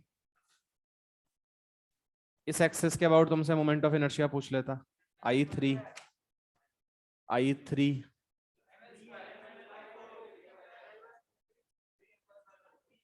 ये L नहीं है भाई, साइड L है, उसको इसको L मत देख। इक्विलेटरल ट्रायंगल की हाइट निकालनी नहीं आती क्या तुम लोगों को? याद ही होगी यार, √3L/2 होती है, 3ml²/4। भाई इक्विलेटरल ट्रायंगल की हाइट होती है √3L/2। अपन अभी देख लेते हैं, अगर डाउट है तो देख लेते हैं। देखो ध्यान से, अच्छा ध्यान से देखो, सब जने बोर्ड पे देखो ध्यान से। इसका पता इसका क्या हो जाएगा, इसका भी क्या हो जाएगा? क्या इसका ये परपेंडिकुलर डिस्टेंस निकालना पड़ेगा? क्या मुझे ये वाली वैल्यू चाहिए क्या बच्चे? मुझे क्या ये वाली वैल्यू रिक्वायर्ड है? इस वैल्यू को थोड़ी देर के लिए मैं क्या बोल देता हूँ y। अच्छा ध्यान से देखना, तो क्या ये एंगल 60 डिग्री है क्या?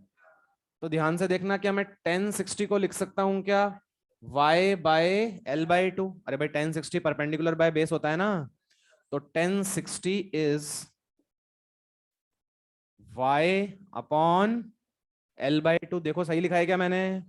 तो यहां से y कितना आ गया L/2 इंटू √3, मतलब √3L/2। नहीं आया?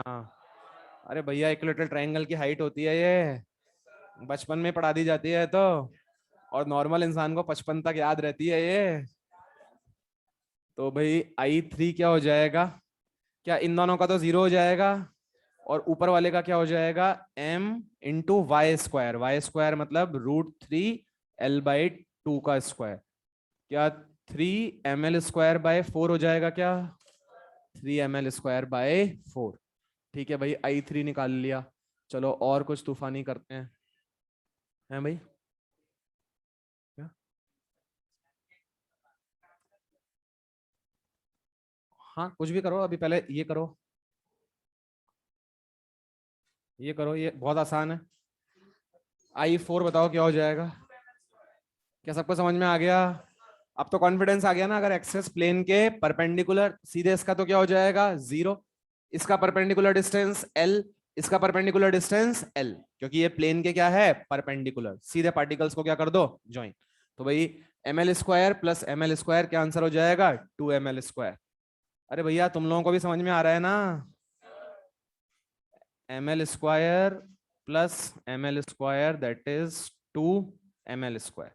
अच्छा सपोज करो अगर मैं पूछ लेता, सेंट्रॉइड जानते हो ना, तो सेंट्रॉइड से एक्सिस पास कर रही है, सेंट्रॉइड से एक्सिस पास कर रही है, वेरी गुड, सेंट्रॉइड से एक्सिस पास कर रही है। सेंट्रॉइड से अगर एक्सिस पास कर रही है तो प्लेन के क्या है, परपेंडिकुलर। क्वेश्चन में गिवन है passing through centroid and perpendicular to the plane. तो ध्यान से देख, क्या ये इसका परपेंडिकुलर डिस्टेंस होगा, क्या ये इसका होगा, और क्या ये इसका होगा, और तीनों डिस्टेंस क्या होंगे, सेम, क्योंकि इक्विलेटरल ट्राइंगल है। Simply ml²। परपेंडिकुलर डिस्टेंस तुम जब निकालोगे तो l/√3 आ जाएगा, l/√3 निकल के आ जाएगा। तो m l/√3 का स्क्वायर एक का हुआ, ऐसे 3 है इंटू 3 हो जाएगा, तो ml² आंसर आ जाएगा।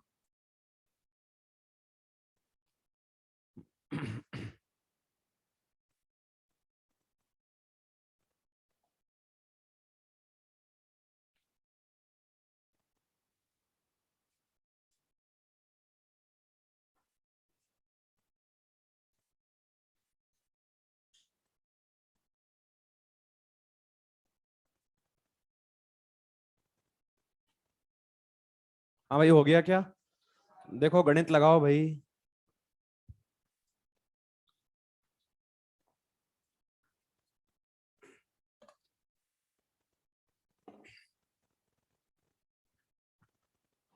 हाँ भाई हो गया।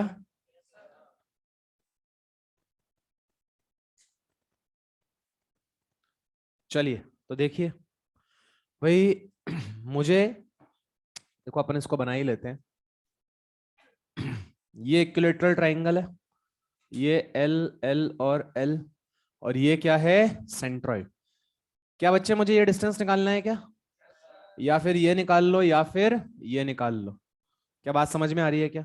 क्योंकि इक्विलेटरल ट्राइंगल है, पूरा सिमेट्रिक है, क्या तीनों बराबर होंगे, तीनों ही वर्टिसेस की सेंट्रॉइड से डिस्टेंस क्या होगा, सेम। अब ध्यान से देख, अगर मैं यहां से एक परपेंडिकुलर ड्रॉ करूं तो क्या हमने देखा था ये परपेंडिकुलर बाइसेक्टर भी होता है क्या। तो जब मैंने यहां से परपेंडिकुलर ड्रॉ करा तो क्या है, परपेंडिकुलर बाइसेक्टर भी है। मतलब ये लेंथ कितनी हो गई बोलो, l/2, मतलब ये लेंथ हो गई l/2। अच्छा क्या यहाँ पे जो आपका परपेंडिकुलर बाइसेक्टर, एंगल बाइसेक्टर, क्या सब कुछ सेम होते हैं क्या, मतलब क्या ये एंगल को भी बाइसेक्ट कर रहा है क्या।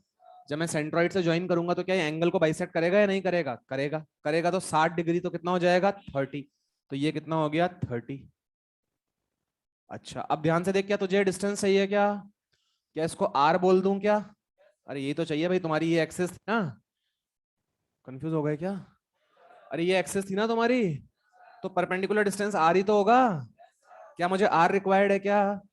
ध्यान से देखना, तो क्या आर कॉस 30 l/2 होगा क्या, भाई आर जिसके साथ एंगल वो कॉस, तो क्या आर कॉस 30 l/2 होगा, तो मैं कुछ भी नहीं आ रहा है, तो आर कॉस 30 किसके बराबर हो जाएगा बोलिए, l/2। तो R cos 30 is equals to l/2। Cos 30 कितना होता है बोलिए, √3/2। तो यहां से r निकल के आ गया तुम्हारा l/√3। क्या सबको बात समझ में आई क्या। अब एक बार r आ गया तो भाई तुम्हारी ये एक्सेस है, mr², क्या 3mr² हो जाएगा क्या, तो भाई तुम्हारा I5 हो जाएगा m l/√3 का स्क्वायर, ऐसे कितने पार्टिकल्स हैं, 3, आंसर आ जाएगा ml²। आंसर क्या निकल के आ जाएगा, ml²। बात समझ में आई क्या। अब इसके आज के बाद ये चीज याद भी कर लें, जैसे सपोज कीजिए आपको इक्विलेटरल ट्राइंगल गिवन हो या आपको स्क्वायर गिवन हो, तो किसी भी वर्टेक्स का सेंटर से जो डिस्टेंस होता है, किसी भी वर्टेक्स का सेंटर से जो डिस्टेंस होता है वो इक्विलेटरल ट्राइंगल में तो होता है बेटा a/√3, और स्क्वायर में कितना होता है a/√2, स्क्वायर में कितना होता है a/√2। स्क्वायर का तो आपको पता ही था, आपने बताया ही था, √2a पूरी डायगोनल की लेंथ, तो आधी √2a/2, तो a/√2 होता है स्क्वायर में, और ट्राइंगल में सेम पैटर्न याद कर लो, यहाँ a/√2, तो ट्राइंगल में क्या आएगा, a/√3। ठीक है, तो सीधे तुम्हें याद भी होना चाहिए कि भाई किसी भी वर्टेक्स का इक्विलेटरल ट्राइंगल की सेंटर से डिस्टेंस कितना होता है, a/√3। और अगर वो पता होता तो सीधे हम बोलते कि भाई हर एक वर्टेक्स से डिस्टेंस a/√3 a/√3 a/√3 है, तो m a/√3 का स्क्वायर, ऐसे कितने हैं, 3। अच्छा, काइनेमेटिक्स में बताया था मैंने, भाई काइनेमेटिक्स में बताया था, फिर क्या कर रहे हो तुम लोग हैं? अरे बताया था, मेरे को याद आ रहा है, क्योंकि वो प्रॉब्लम्स बेस्ड ऑन सिमेट्री वाले जो क्वेश्चंस थे, उसके अंदर शायद ये चीज बताई थी मैंने। आधे लोग problems based on symmetry, wow, ये क्या होता था सर? चलिए, अरे हटा दो, हो गया सबका, कॉपी हो गया? चलिए, तो भाई ये हमने कुछ क्वेश्चंस देखे based on the discrete particle system. भाई आपने डिस्क्रीट पार्टिकल सिस्टम पे बेस्ड क्वेश्चंस देखे, ठीक है। अब आपको समझ में आ रहा होगा भाई क्वेश्चंस कितने भी बना सकते हैं, कोई बड़ी बात नहीं है भाई। आप कोई से भी पार्टिकल्स ले लो, बस केवल ऐसा डेटा दो जिसके लिए आप परपेंडिकुलर डिस्टेंस क्या कर सको, कैलकुलेट, ठीक है, तो आप मोमेंट ऑफ इनर्शिया निकाल सकते हो।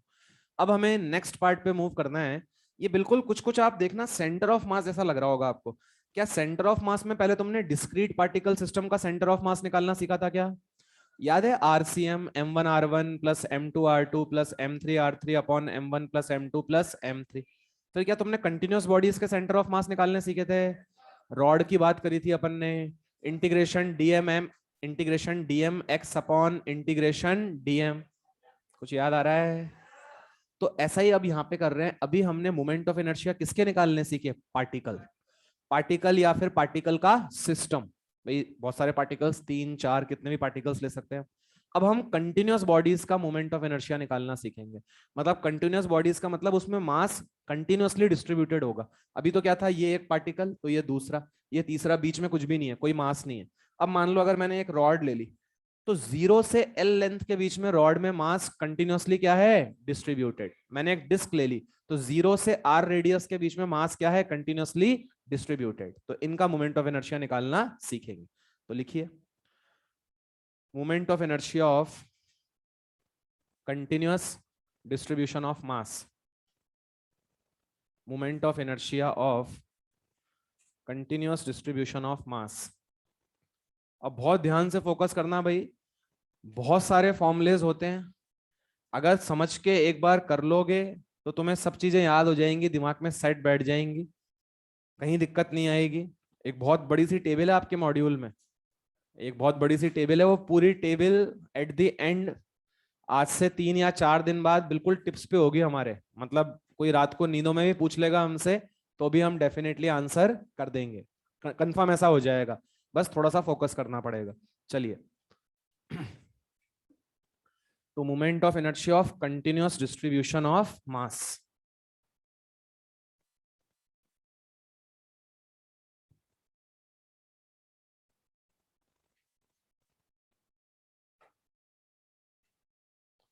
चलिए, moment of inertia of continuous distribution of mass, heading लिख लें। अब सपोज करो कोई भी कंटिन्यूअस बॉडी है, मान लो मैंने कोई भी ये आर्बिट्री शेप बॉडी ले ली, कैसी भी मैंने बॉडी ले ली, और मुझसे बोला गया कि भाई इस बॉडी का इस एक्सिस के अबाउट क्या बताइए, मोमेंट ऑफ इनर्शिया।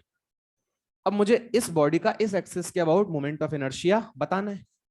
अब भाई बॉडी तो सर बहुत सारे पार्टिकल से मिलके बनी है, क्या मैं इसको ऐसा सोच सकता हूँ कि ये इनफाइनाइट पार्टिकल से मिलके बनी है? भाई आप देखो ना, यहाँ पे छोटे छोटे पार्टिकल्स हैं सारे, क्या ये बहुत सारे पार्टिकल से मिलके बनी है? मैं हर एक पार्टिकल का मोमेंट ऑफ इनर्शिया निकाल के अगर ऐड करता चलूं, तो क्या मेरे पास टोटल बॉडी का मोमेंट ऑफ इनर्शिया आ जाएगा क्या? और आप जानते हो, अगर मुझे कंटिन्यूअस समेशन करना है, ऐसी इनफाइनाइट छोटी छोटी टर्म्स को कंटिन्यूअसली जोड़ना है, तो हम किसका सहारा लेंगे, इंटीग्रेशन। भाई इंटीग्रेशन आप जानते हो इस कंटिन्यूअस समेशन। तो भाई देखो ध्यान से कर क्या रहे हैं, हम इस m मास की बॉडी पे एक छोटा सा एलिमेंट ले रहे हैं, एक छोटा सा क्या ले रहे हैं, एलिमेंट। तो भाई मान लो मैंने x डिस्टेंस पे जाके एक छोटा सा एलिमेंट ले लिया। अच्छा, ये छोटा सा जो मैंने एलिमेंट लिया, जो पार्टिकल लिया, क्या इसका मास मैं dm बोल सकता हूँ क्या? पक्की बात है भाई, पूरी बॉडी का मास m, तो इस छोटे से पार्टिकल का मास क्या होगा, dm। चलो इसका मोमेंट ऑफ इनर्शिया लिखते हैं। इसका मोमेंट ऑफ इनर्शिया बहुत बड़ा होगा या बहुत छोटा होगा? क्या उसको मुझे डी लिख देना चाहिए क्या? डी क्या बता रहा है कि भाई मोमेंट ऑफ इनर्शिया क्या है? छोटा। अब इसको क्या मैं एक पार्टिकल मान सकता हूं या नहीं मान सकता? यस, बिकॉज ये तो इतना छोटा है, ये इतना छोटा है। क्या इसको मैं एक पॉइंट मास ट्रीट कर सकता हूं क्या? नहीं आई बात समझ में? भाई मैंने जो एलिमेंट लिया वो इतना छोटा है कि उसको मैं क्या मान सकता हूँ? Point mass. और क्या पॉइंट मास का मुझे मोमेंट ऑफ इनर्शिया लिखना आता है क्या?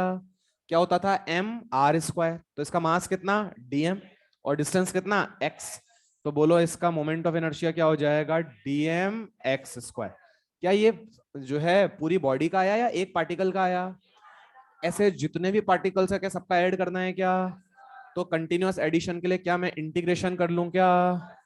इंटीग्रेट मैं कर दूंगा। और अगर आपको कोई बॉडी प्रॉपर गिवन होगी, ये तो हमने आर्बिट्री बॉडी ली थी, तो आपको पता होगा जैसे रॉड गिवन होगी तो 0 से L आप लिमिट्स पुट कर दोगे प्रॉपर, 0 टू L। डिस्क होगी तो 0 टू R। तो जो भी बॉडी आपको गिवन होगी अकॉर्डिंगली हम पुट कर देंगे। तो भाई ये आपका बन गया I is equals to integration dm X square. मतलब सर कंटिन्यूअस बॉडी में कोई बहुत बड़ा खेल नहीं है। सिंपल सा फंडा ये है कि हम उस कंटिन्यूअस बॉडी में एक छोटा सा क्या लेंगे बच्चों? एलिमेंट। और क्या उस एलिमेंट का पहले हम मोमेंट ऑफ इनर्शिया लिखेंगे क्या? और फिर क्या उसको इंटीग्रेट कर देंगे क्या? ऐसे जितने भी छोटे छोटे एलिमेंट्स होंगे सबका मोमेंट ऑफ इनर्शिया क्या कर देंगे हम? ऐड। ऐड करने का मतलब क्या कर देंगे हम? इंटीग्रेट। क्या बात समझ में आई? अब देखो इसको अपन समझते हैं। अब अपन डिफरेंट डिफरेंट सिचुएशंस में इसको कैलकुलेट करते हैं। तो हम लिमिट भी रखना सीखेंगे। भाई ये तो आर्बिट्री बॉडी है, यहाँ पे तो क्या लिमिट रखोगे? ये तो आपको कंसेप्ट समझाया है मैंने। अब मान लो आपको जैसे रॉड गिवन है, तो चलो पहले रॉड के बारे में बात करते हैं। तो ए करके लिख लो रॉड, या 1 करके लिख लो रॉड। तो फर्स्ट रॉड। अब रॉड के बारे में हम पूरा डिटेल्ड एनालिसिस करते हैं। अब देखो डिराइव सबको करा जा सकता है, सबको डिराइव मैं कर भी सकता हूँ, कोई बड़ी बात नहीं है, ठीक है। लेकिन एज सच डेरिवेशन आपने एक बार कर लिया, बहुत अच्छी बात, समझ में आ गया और अच्छी बात। लेकिन अल्टीमेटली एग्जाम में अगर आप ये सोचो कि पहले हम डिराइव करेंगे फिर क्वेश्चन सॉल्व करेंगे, तो प्रैक्टिकली पॉसिबल नहीं। तो मैं आपको कुछ डेरिवेशंस करके बताता हूँ जिससे आपको फील आएगी कि हाँ भाई what is the logic behind it. बाकी अल्टीमेटली डेरिवेशन को समझें, बहुत अच्छी बात। अल्टीमेटली रिजल्ट्स को याद करना पड़ेगा, इस वाले पार्ट में आपको रिजल्ट्स को याद करना पड़ेगा। चलिए तो आइए हम रॉड की बात कर रहे हैं बच्चे। First rod. और रॉड में अपन ए केस ले लेते हैं।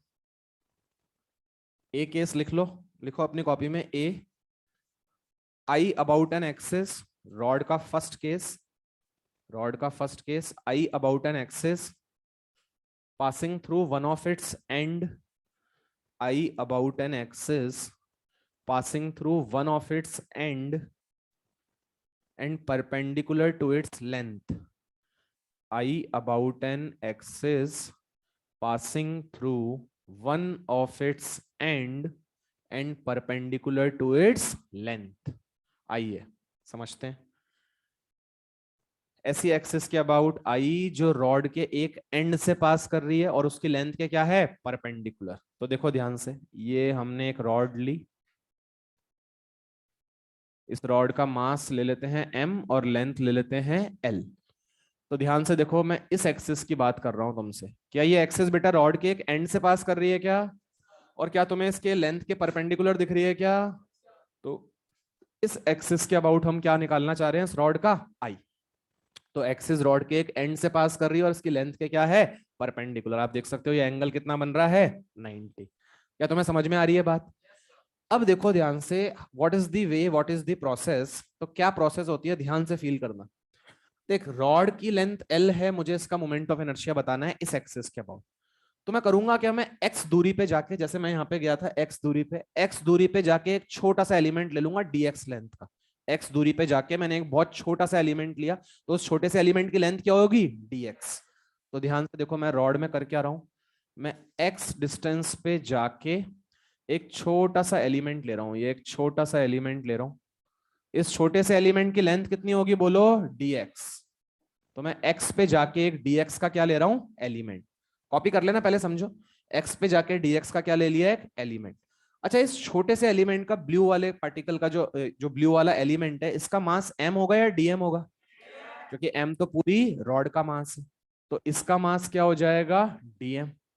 अच्छा, क्या dm में निकाल भी सकता हूं क्या? भाई क्या पूरी एल लेंथ का मास एम है क्या? अरे भाई पूरी एल लेंथ का मास क्या है? एम। तो यूनिट लेंथ का मास क्या हो जाएगा? M by L. तो क्या डीएक्स लेंथ का मास हो जाएगा एम बाय एल डीएक्स? नहीं आया। अरे भाई डीएम क्या है? डीएक्स लेंथ का मास है ना, तो एल लेंथ का मास एम, यूनिट लेंथ का मास एम बाय एल, तो डीएक्स लेंथ का mass M by L into DX. मतलब देखो ध्यान से, क्या डीएम को लिखा जा सकता है क्या M by L into d x? पहले देख लो आपको समझ में आई क्या बात, क्या लिखा जा सकता है क्या? अब देखो जो आपने सिस्टम लिया एक्स पे जाके, जब आपने डीएक्स का बेटा एलिमेंट लिया, तो इस चीज को ध्यान से देखो, इस चीज को ध्यान से देखो, क्या this system is equivalent to, ये एलिमेंट इतना छोटा है, ये जो आपने लिया है ये एलिमेंट इतना छोटा है, ये डीएम मास इतना छोटा है, क्या मैं इसको पॉइंट मास मान सकता हूं क्या? क्योंकि ये इतना ज्यादा छोटा है, इसको हम क्या मान सकते हैं? Point mass. मतलब ये कुछ ऐसा हो गया, देखो सर ये कुछ ऐसा हो गया कि एक तरह से सर ये डीएम मास का पार्टिकल है और इसका डिस्टेंस एक्सिस से कितना है बोलिए? एक्स। क्या तुम इस पार्टिकल का मोमेंट ऑफ इनर्शिया लिख सकते हो या नहीं लिख सकते हो? बिल्कुल। तो इसका मोमेंट ऑफ इनर्शिया बोलो क्या हो जाएगा, बोलो, अरे बोलो, डीएम एक्स स्क्वायर। क्या तुम डीएम की वैल्यू निकाल चुके थे क्या? भाई मैं कुछ नहीं कर रहा, मैं इस छोटे से एलिमेंट का क्या लिख रहा हूँ? Moment of inertia. और ये एलिमेंट इतना छोटा है कि मैं इसको बिल्कुल क्या मान सकता हूँ? एक पार्टिकल। तो पार्टिकल का मोमेंट ऑफ इनर्शिया क्या होता था? M R square. तो एम हो जाएगा यहाँ पे डीएम और आर क्या हो जाएगा यहाँ पे? एक्स। तो d m X square, d m X square is the moment of inertia. अच्छा डीएम किसके बराबर आया था बच्चे, बोलना तो? M by L D X into x square. ये पूरी रॉड का आ गया या एक छोटे से एलिमेंट का आया है? क्या ऐसे बहुत सारे एलिमेंट्स हैं क्या? यहाँ पे यहाँ पे यहाँ पे यहाँ पे यहाँ पे क्या थ्रू आउट ऐसे एलिमेंट्स है क्या? क्या पहला element x is equals to zero पे है? अरे भाई पहला element x is equals to zero, और आखिरी element x is equals to, पहला element x is equals to zero. देखना यार, अगर x को जीरो करेगा तो तू क्या यहाँ पे आ जाएगा, और आखिरी जब तू x को l पुट करेगा तो क्या यहाँ आ जाएगा क्या? तो अगर मैं इंटीग्रेट कर दूं जीरो से l, तो ऐसे जितने भी छोटे छोटे एलिमेंट्स थे क्या सब इन्वॉल्व हो जाएंगे? चलो भाई इंटीग्रेट कर दो। तो इंटीग्रेट कर दो भाई, ये इसको डी लिखो आप, ये एक छोटे से पार्टिकल का था तो ये डी। और अब हम क्या कर रहे हैं, दोनों साइड बोलिए इंटीग्रेट। और लिमिट्स कहां से कहां पुट कर देनी चाहिए, बोल, जीरो से एल। नहीं आया। चलो अब ध्यान से देखो, कांस्टेंट टर्म क्या है, क्या एम बाय एल कांस्टेंट है क्या? रॉड का मास कांस्टेंट, रॉड की लेंथ कांस्टेंट, तो एम बाय एल कांस्टेंट है, बाहर निकाल दो। चलो बताओ मुझे एक्स स्क्वायर का इंटीग्रेशन, अरे एक्स स्क्वायर का integration x cube by three, x cube by three, क्या लिमिट जीरो से एल हो जाएगी क्या? तो क्या बन गया, ध्यान से देखना, M by L into L cube by three. तो यहां से अगर तुम देखो तो क्या बन गया, M L square by three. मतलब मोमेंट ऑफ इनर्शिया, ये लिमिट है यहाँ पे एल, तो मोमेंट ऑफ इनर्शिया क्या आ गया तुम्हारा, M L square by three, M L square by three.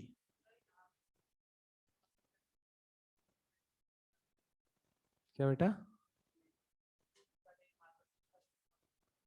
हाँ, अरे डी ये तो ये था, ये कुछ ऐसा है देखो भाई, मान ले 5 बनानास जो हैं वो 10 रुपए के हैं, तो एक बनाना कितने का हो जाएगा, 10/5, 2 रुपए के। तो 3 बनानास कितने के हो जाएंगे, 2 × 3 6। ठीक है, हाँ, अरे हाँ हाँ, वही वही चीज वहीं से ही आ रही है वो चीज। एल लेंथ का, पूरी एल लेंथ का मास क्या है, एम। तो यूनिट लेंथ का मास क्या हो जाएगा, एम बाय एल। तो डीएक्स लेंथ का मास क्या हो जाएगा, एम बाय एल डीएक्स। तो ये डीएक्स लेंथ का क्या है, मास। डीएक्स लेंथ का मास क्या माना था हमने, डीएम। तो डीएम क्या हो गया, एम बाय एल डीएक्स। समझ में तो आ गया ना? एल लेंथ का मास एम, तो यूनिट लेंथ का मास एम बाय एल, तो डीएक्स लेंथ का mass M by L into DX. DX length का मास है ये, और तुमने डीएक्स लेंथ के मास को क्या माना था, डीएम। तो डीएम क्या हो गया, एम बाय एल डीएक्स। क्या बेटा? डीआई तो बस जीरो टू आई, भाई डीआई की लिमिट्स क्या हो जाएंगी, जीरो टू आई।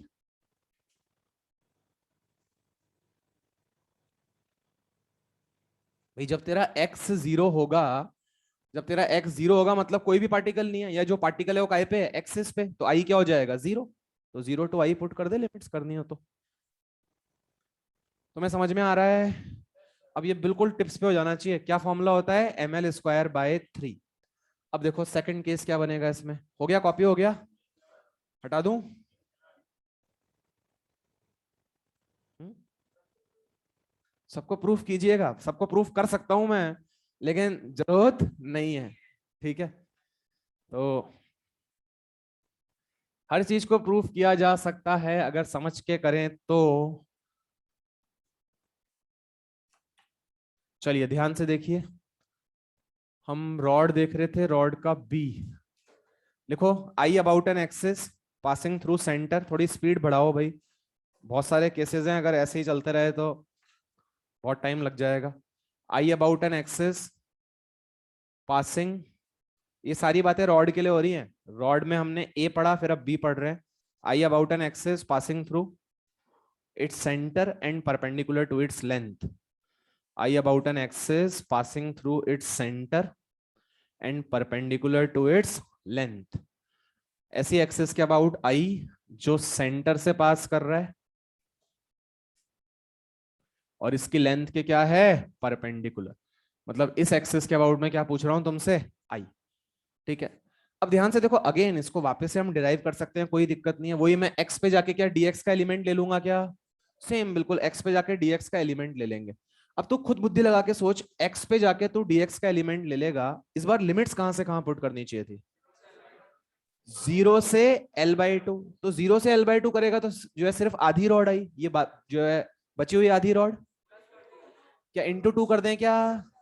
बिल्कुल सही सोच रहे हो तुम, जीरो टू l/2। भाई एक्स पे जाके मैंने dx का क्या लिया, एलिमेंट। तो जीरो टू l/2 करने से क्या आधी रॉड आ जाएगी क्या?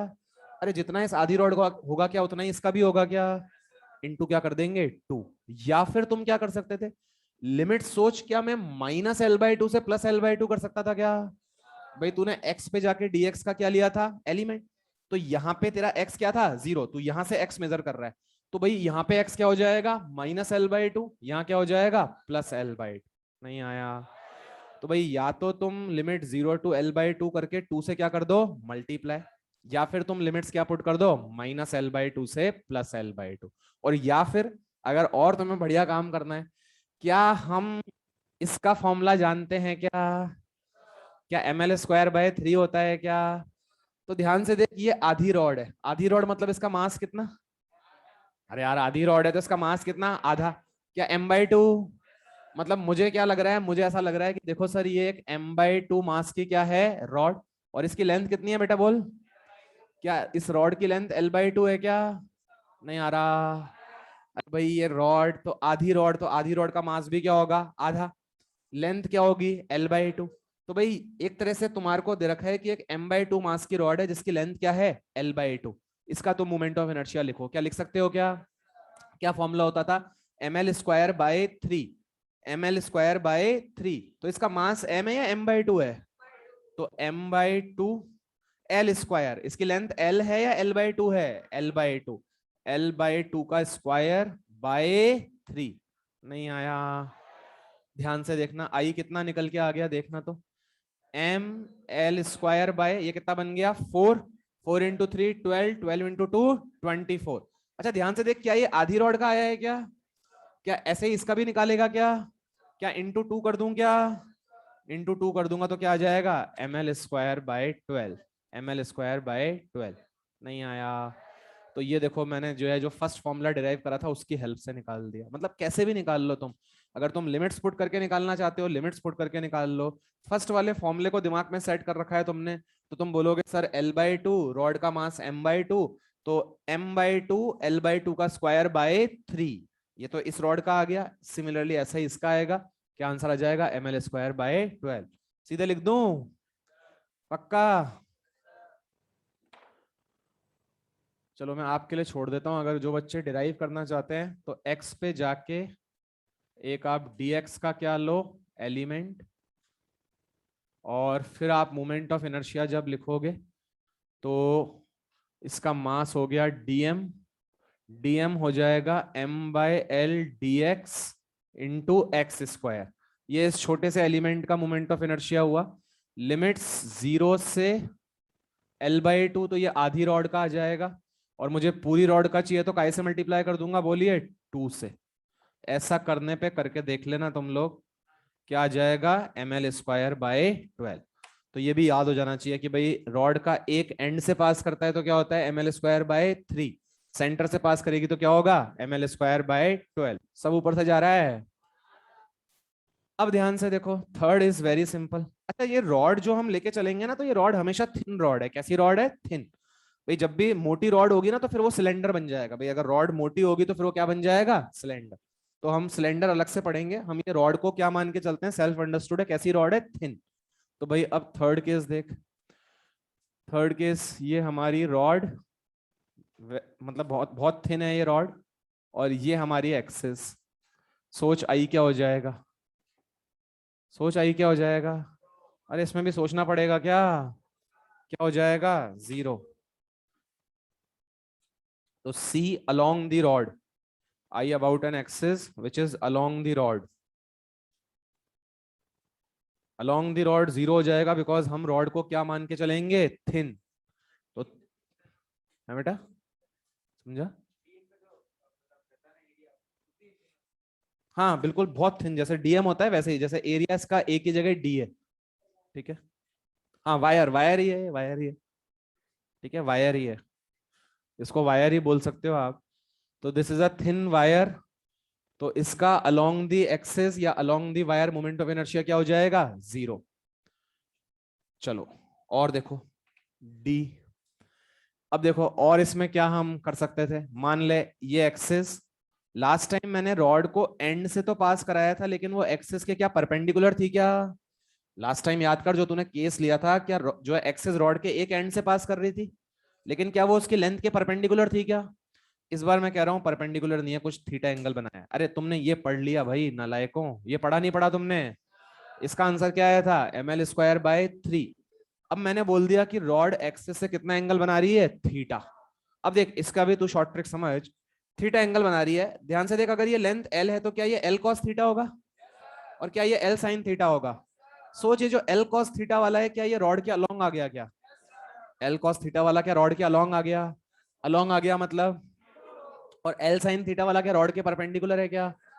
तो भाई हम जानते हैं परपेंडिकुलर वाला जो होता है उसका फॉर्मूला क्या होता है, ml²/3। तो यहाँ पे ml²/3 में l कितना हो जाएगा, l sin theta, l sin theta. नहीं आया, पक्का। तो मैं ये बोलना चाह रहा हूं, देखो ये है बेटा, हाँ बस एंगल पुट कर देना है। तो ये l sin थीटा कंपोनेंट होगा, और ये वाला कंपोनेंट क्या होगा, l cos थीटा। तो भाई एल कॉस थीटा वाला जो है, ये तो तुम समझ में आ ही रहा होगा तुम्हें, क्या हो जाएगा, 0। तो सीधे मोमेंट ऑफ इनर्शिया क्या आ जाएगा, ml²/3। लेकिन इस रॉड की लेंथ कितनी है, l sin थीटा। तो ml sin थीटा का स्क्वायर/3, मतलब फॉर्मूला आ गया ml²/3 sin स्क्वायर थीटा।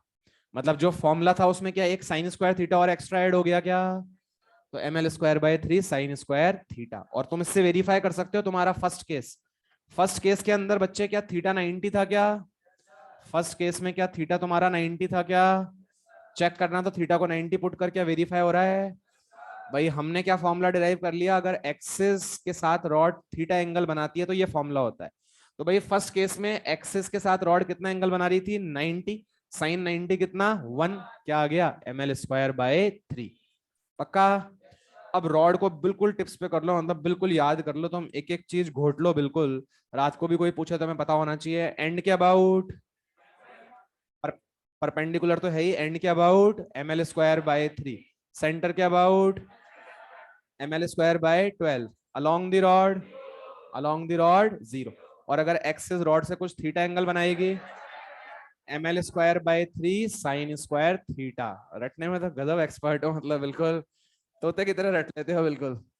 चलिए बहुत बढ़िया। तो रॉड अपन ने कंप्लीट कर लिए, सारे केसेस आपके रॉड के निकल के आ गए। इसके ऊपर कुछ रॉड में नहीं पूछ सकता। अब ये याद करने क्यों जरूरी है, क्योंकि जब हम न्यूमेरिकल्स करेंगे तो मैं 3-3 रॉड 4-4 रॉड एक ही क्वेश्चन में लगा दूंगा। अब तुम अगर ऐसे हर एक एक्सेस के लिए बार बार डिराइव करने बैठ गए तो तुम पूरे पेपर में बस एक ही क्वेश्चन सॉल्व कर पाओगे। ठीक है, इसलिए हमें ये डेफिनेटली क्या करने पड़ेंगे, याद। चलिए और आगे मूव करते हैं। हटा दूं?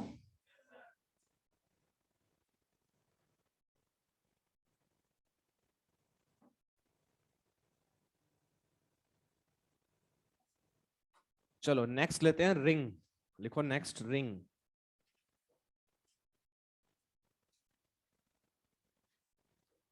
रिंग। बातें नहीं भाई, बातें नहीं। रिंग। तो अब ध्यान से देखो, ये मान लेते हैं भाई एक रिंग है, इसका मास है m और रेडियस है r। तो लिखो मोमेंट ऑफ इनर्शिया या I about an axis passing through its center, I about an axis passing through its center and perpendicular to its plane. I about an axis passing through its center and perpendicular to its plane. I about an axis passing through its center and perpendicular to its plane. Bracket में लिख दो geometrical axis. ऐसी axis जो centre से पास करती है और plane के परपेंडिकुलर होती है उसको ज्योमेट्रिकल एक्सिस बोलते हैं। तो I about an axis passing through its centre and perpendicular to its plane. किसी के पास कड़ा है क्या? कड़ा पहन रखा है किसी ने? हाँ बेटा आगे, बेटा ट्रांसफर करना आगे। हाँ तो ऐसे समझो ये एक रिंग है अपने पास, ये एक रिंग है, इसका मास क्या है m और रेडियस क्या है r। तो हम ऐसी एक्सिस के अबाउट मोमेंट ऑफ इनर्शिया निकालना चाहते हैं जो इसके सेंटर से क्या कर रही है, पास, और इसके प्लेन के क्या है, परपेंडिकुलर। अभी ध्यान से देख, अगर रिंग ऐसे रखी हुई है तो क्या रिंग का प्लेन ये हो गया क्या? ये रिंग क्या मेरे हाथ के प्लेन में लाया कर रही है क्या? तो ध्यान से देख, क्या मैं इस एक्सिस की बात कर रहा हूं क्या?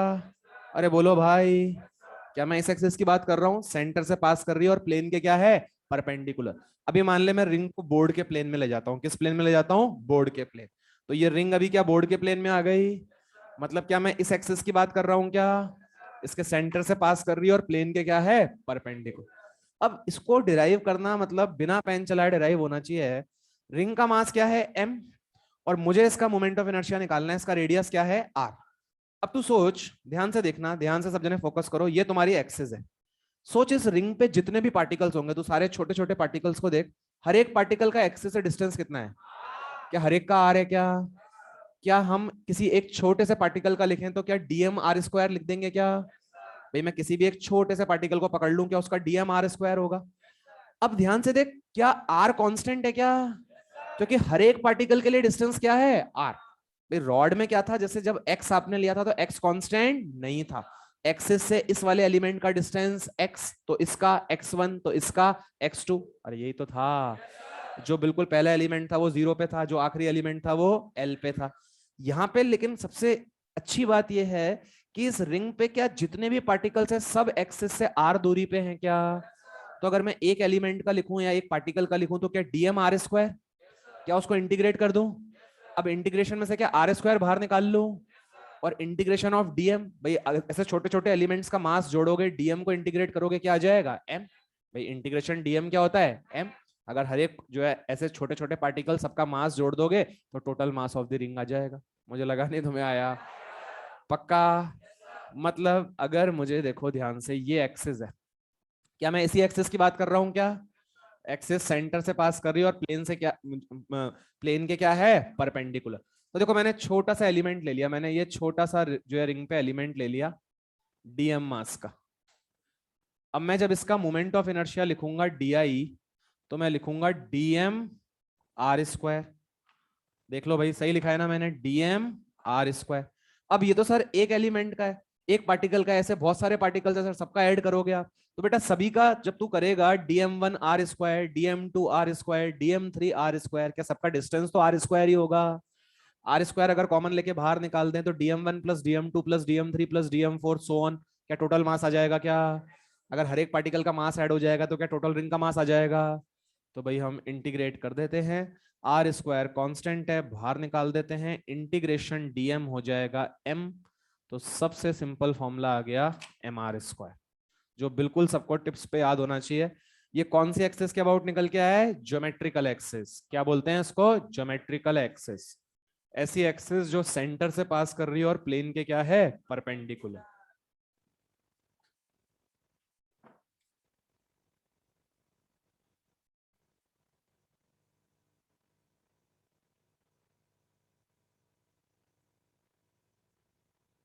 हाँ गौरव, क्या बोल रहे हो? बोलो, क्या डाउट है बेटा?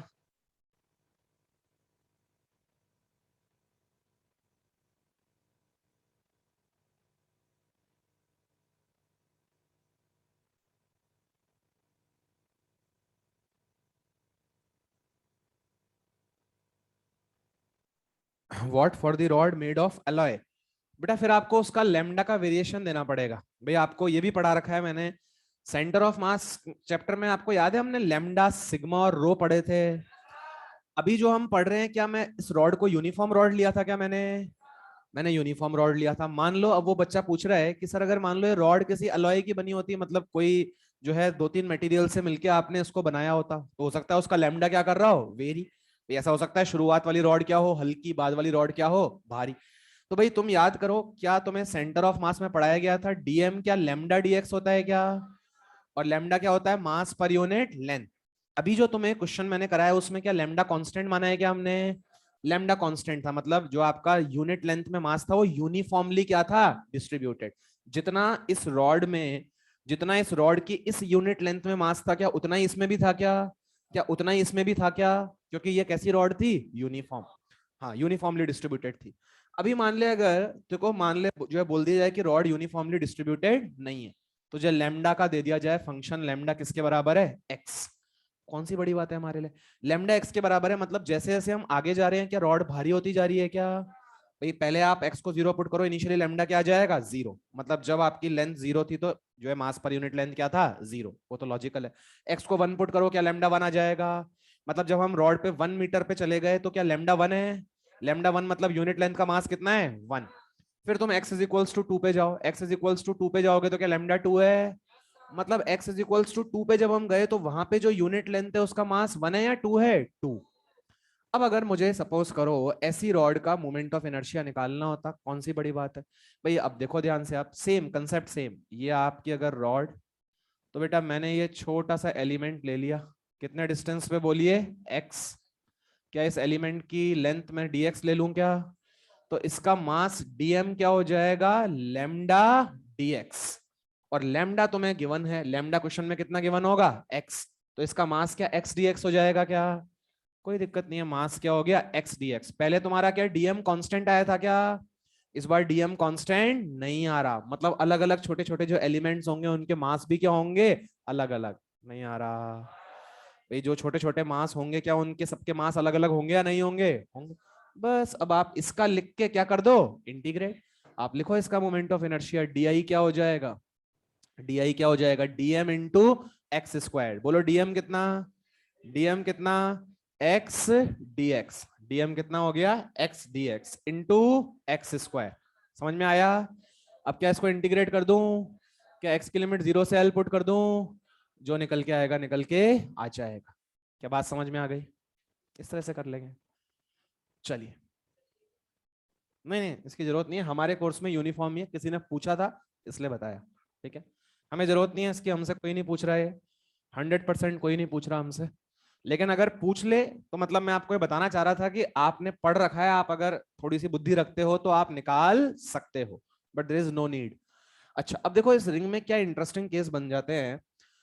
सपोज कर बच्चे, मैं इस रिंग को बीच में से काट देता, क्या आधी रिंग बन जाती क्या? सपोज कर मैंने रिंग को बीच में से काट दिया और ये मेरी आधी रिंग बन गई, है ना? अभी भी मान ले इसका मास m ही है, ठीक है? इनिशियली मास क्या था? 2m। तो मैंने काट दिया तो मास क्या है? m। तो मैंने इस पार्ट के मास को, जो भी इसका मास है, मैंने इस पार्ट के मास को क्या माना है? m। अब वो m/2 है, 2m है, 4m है, कुछ भी है, मुझे कोई फर्क नहीं पड़ता। तो मैंने बोला कि ये जो पार्ट है, इतना जो पार्ट है, इसके मास को मैं क्या मान रहा हूं? m। अब मान ले मैं वापस से तुझसे बोलता एक्सिस कहां से पास कर रही है? सेंटर। और प्लेन के क्या है? परपेंडिकुलर। मैं तुझसे आई पूछता, क्या निकाल सकता था क्या? बुद्धि लगा के आंसर आता, बुद्धि लगा के सोच के आंसर आता। Half mr square. अच्छा और mr² और हाफ mr² वाले और कौन से थे, mr² वाले, भजन कीर्तन वाले। भाई सिंपल सा फंडा है, बुद्धि लगाओ। भाई इस पार्ट का मास मैंने कितना दे दिया, m। भाई पहले मैंने पूरी रिंग का मास क्या लिया था, m। मैं इसके मास को m से डिनोट कर रहा था। मैं क्या इस बार इसके मास को m से डिनोट कर रहा हूं क्या? तो भाई पहले जो एक्सिस तुम्हारी थी, क्या हर एक पार्टिकल एक्सिस से r की दूरी पे था क्या? तो पूरा का पूरा m मास जो था वो एक्सिस से कितनी दूरी पे था, r। तो तुमने मोमेंट ऑफ इनर्शिया क्या लिख दिया था, mr²। क्या इस बार भी सारा का सारा मास एक्सिस से r दूरी पे ही है क्या? तो मोमेंट ऑफ इनर्शिया क्या आएगा, mr²। आधा नहीं होगा। अब देख, तू जो बोल रहा था, तू क्या बोल रहा था, तेरा आंसर सही होता। तेरा आंसर सही होता सपोज कर मैं बोलता कि ये एक रिंग है, ध्यान से समझना। मैं तो सपोज कर बोलता कि ये क्या है, रिंग। और मैं बोलता इस रिंग का मास कितना है, m। अब मैंने करा क्या, मैंने इस रिंग को बीच में से क्या कर दिया, काट दिया। मैंने इसको दो पार्ट्स में, दो इक्वल पार्ट्स में क्या कर दिया, डिवाइड।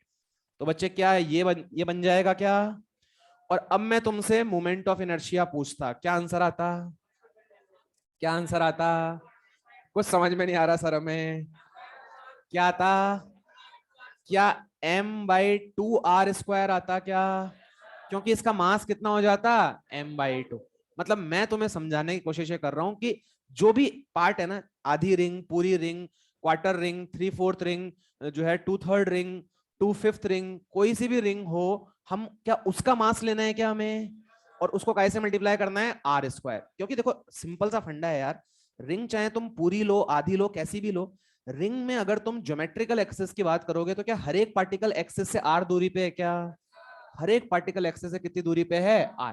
तो अगर हर एक पार्टिकल तुम्हारा एक्सिस से r दूरी पे है, तो पूरा का पूरा m मास एक तरह से एक्सिस से r दूरी पे, तो मोमेंट ऑफ इनर्शिया क्या निकल के आना है, mr²। क्या बात समझ में आई क्या? तो आप मेंशन कर दो, आपने जो रिंग वाला केस करा उसके नीचे मेंशन कर दो। अगर मान लो मैं तुम्हें रिंग का क्वार्टर पार्ट दे देता, लेट सपोज मैं तुम्हें रिंग का क्वार्टर पार्ट दे देता, है ना, और मैं बोल देता कि इस क्वार्टर पार्ट के मास को मैं क्या मान रहा हूं, m। अब क्वेश्चन में कुछ भी हो सकता है, वो m हो सकता है कि टोटल मास आपको m दे रखा हो, तो ये m क्या हो जाएगा, m/4 हो जाएगा, ठीक है। तो भाई इसका मास मैं m मान रहा हूं, ठीक है, इसका मास, इस पर्टिकुलर पार्टिकल का या इस पर्टिकुलर रिंग का मास कितना मान रहा हूं मैं, m। अगर मैं तुमसे मोमेंट ऑफ इनर्शिया पूछूं, क्या हो जाएगा आंसर, mr²। क्या सबको समझ में आ रहा है? अच्छा मान लिया अभी मैंने क्वार्टर रिंग ली, मैं क्वार्टर रिंग से भी और छोटी कर लेता हूं, मैं 1/8 पार्ट ले लेता हूं रिंग का। 1/8 पार्ट मैंने रिंग का ले लिया, क्वार्टर रिंग भी नहीं ली मैंने पूरी, और मैंने इसका मास कितना ले लिया, बोल, m। अब मैं तुझसे मोमेंट ऑफ इनर्शिया पूछ लेता। क्या सबको फील तो आ रही है ना? भाई लॉजिक इज दिस कि सर पूरा का पूरा m मास एक्सिस से कितनी दूरी पे है, r। अब ये जो भी मास है सर, ये जो भी इसकी वैल्यू है, that value into r²। Got the concept? तो भाई इसका भी मोमेंट ऑफ इनर्शिया mr²। तो लिख लो, दो तीन जो है फोटो बना लो, तुम्हें समझ में आ जाएगा। आई ऑफ क्वार्टर रिंग, आधी रिंग, 2/5 रिंग, फलाना रिंग, ढिकाना रिंग, धमाका रिंग, सबका ही क्या हो जाएगा, mr²। क्या बात क्लियर हो गई क्या? चलिए, तो आज मैंने आपको रॉड और रिंग बताई है। नेक्स्ट क्लास में अपन और बॉडीज के मोमेंट ऑफ इनर्शिया देखेंगे। नेक्स्ट क्लास में जब आप आए तो रॉड और रिंग के जो रिजल्ट्स हैं बिल्कुल टिप्स पे कर ले, वैसे तो अभी हो गए होंगे आप लोगों को याद, हो गए नहीं हो गए? चलिए, और सर्कुलर मोशन का डिस्कशन याद रहे कि आपका कॉमन टेस्ट हो जाए, उसके बाद मंडे को डिस्कशन रहेगा। तो कॉमन के बाद ये नहीं कि पेपर उड़ाया और पार्टी शार्टी चालू कर दी, अपना सर्कुलर का मॉड्यूल कंप्लीट रखें।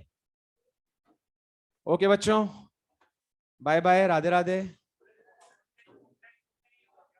है बेटा, ऑफलाइन मोड में ही होगा, क्यों? ऑनलाइन का आया है क्या मैसेज? ऑनलाइन का आया है अभी? सिर्फ ऑनलाइन, अगर सिर्फ ऑनलाइन लिखा है तो ऑनलाइन मोड में होगा, ठीक है, मैं कंफर्म कर दूंगा, मुझे पता नहीं है अभी।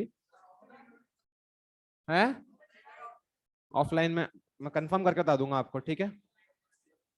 चलो okay, bye bye, Radhe Radhe.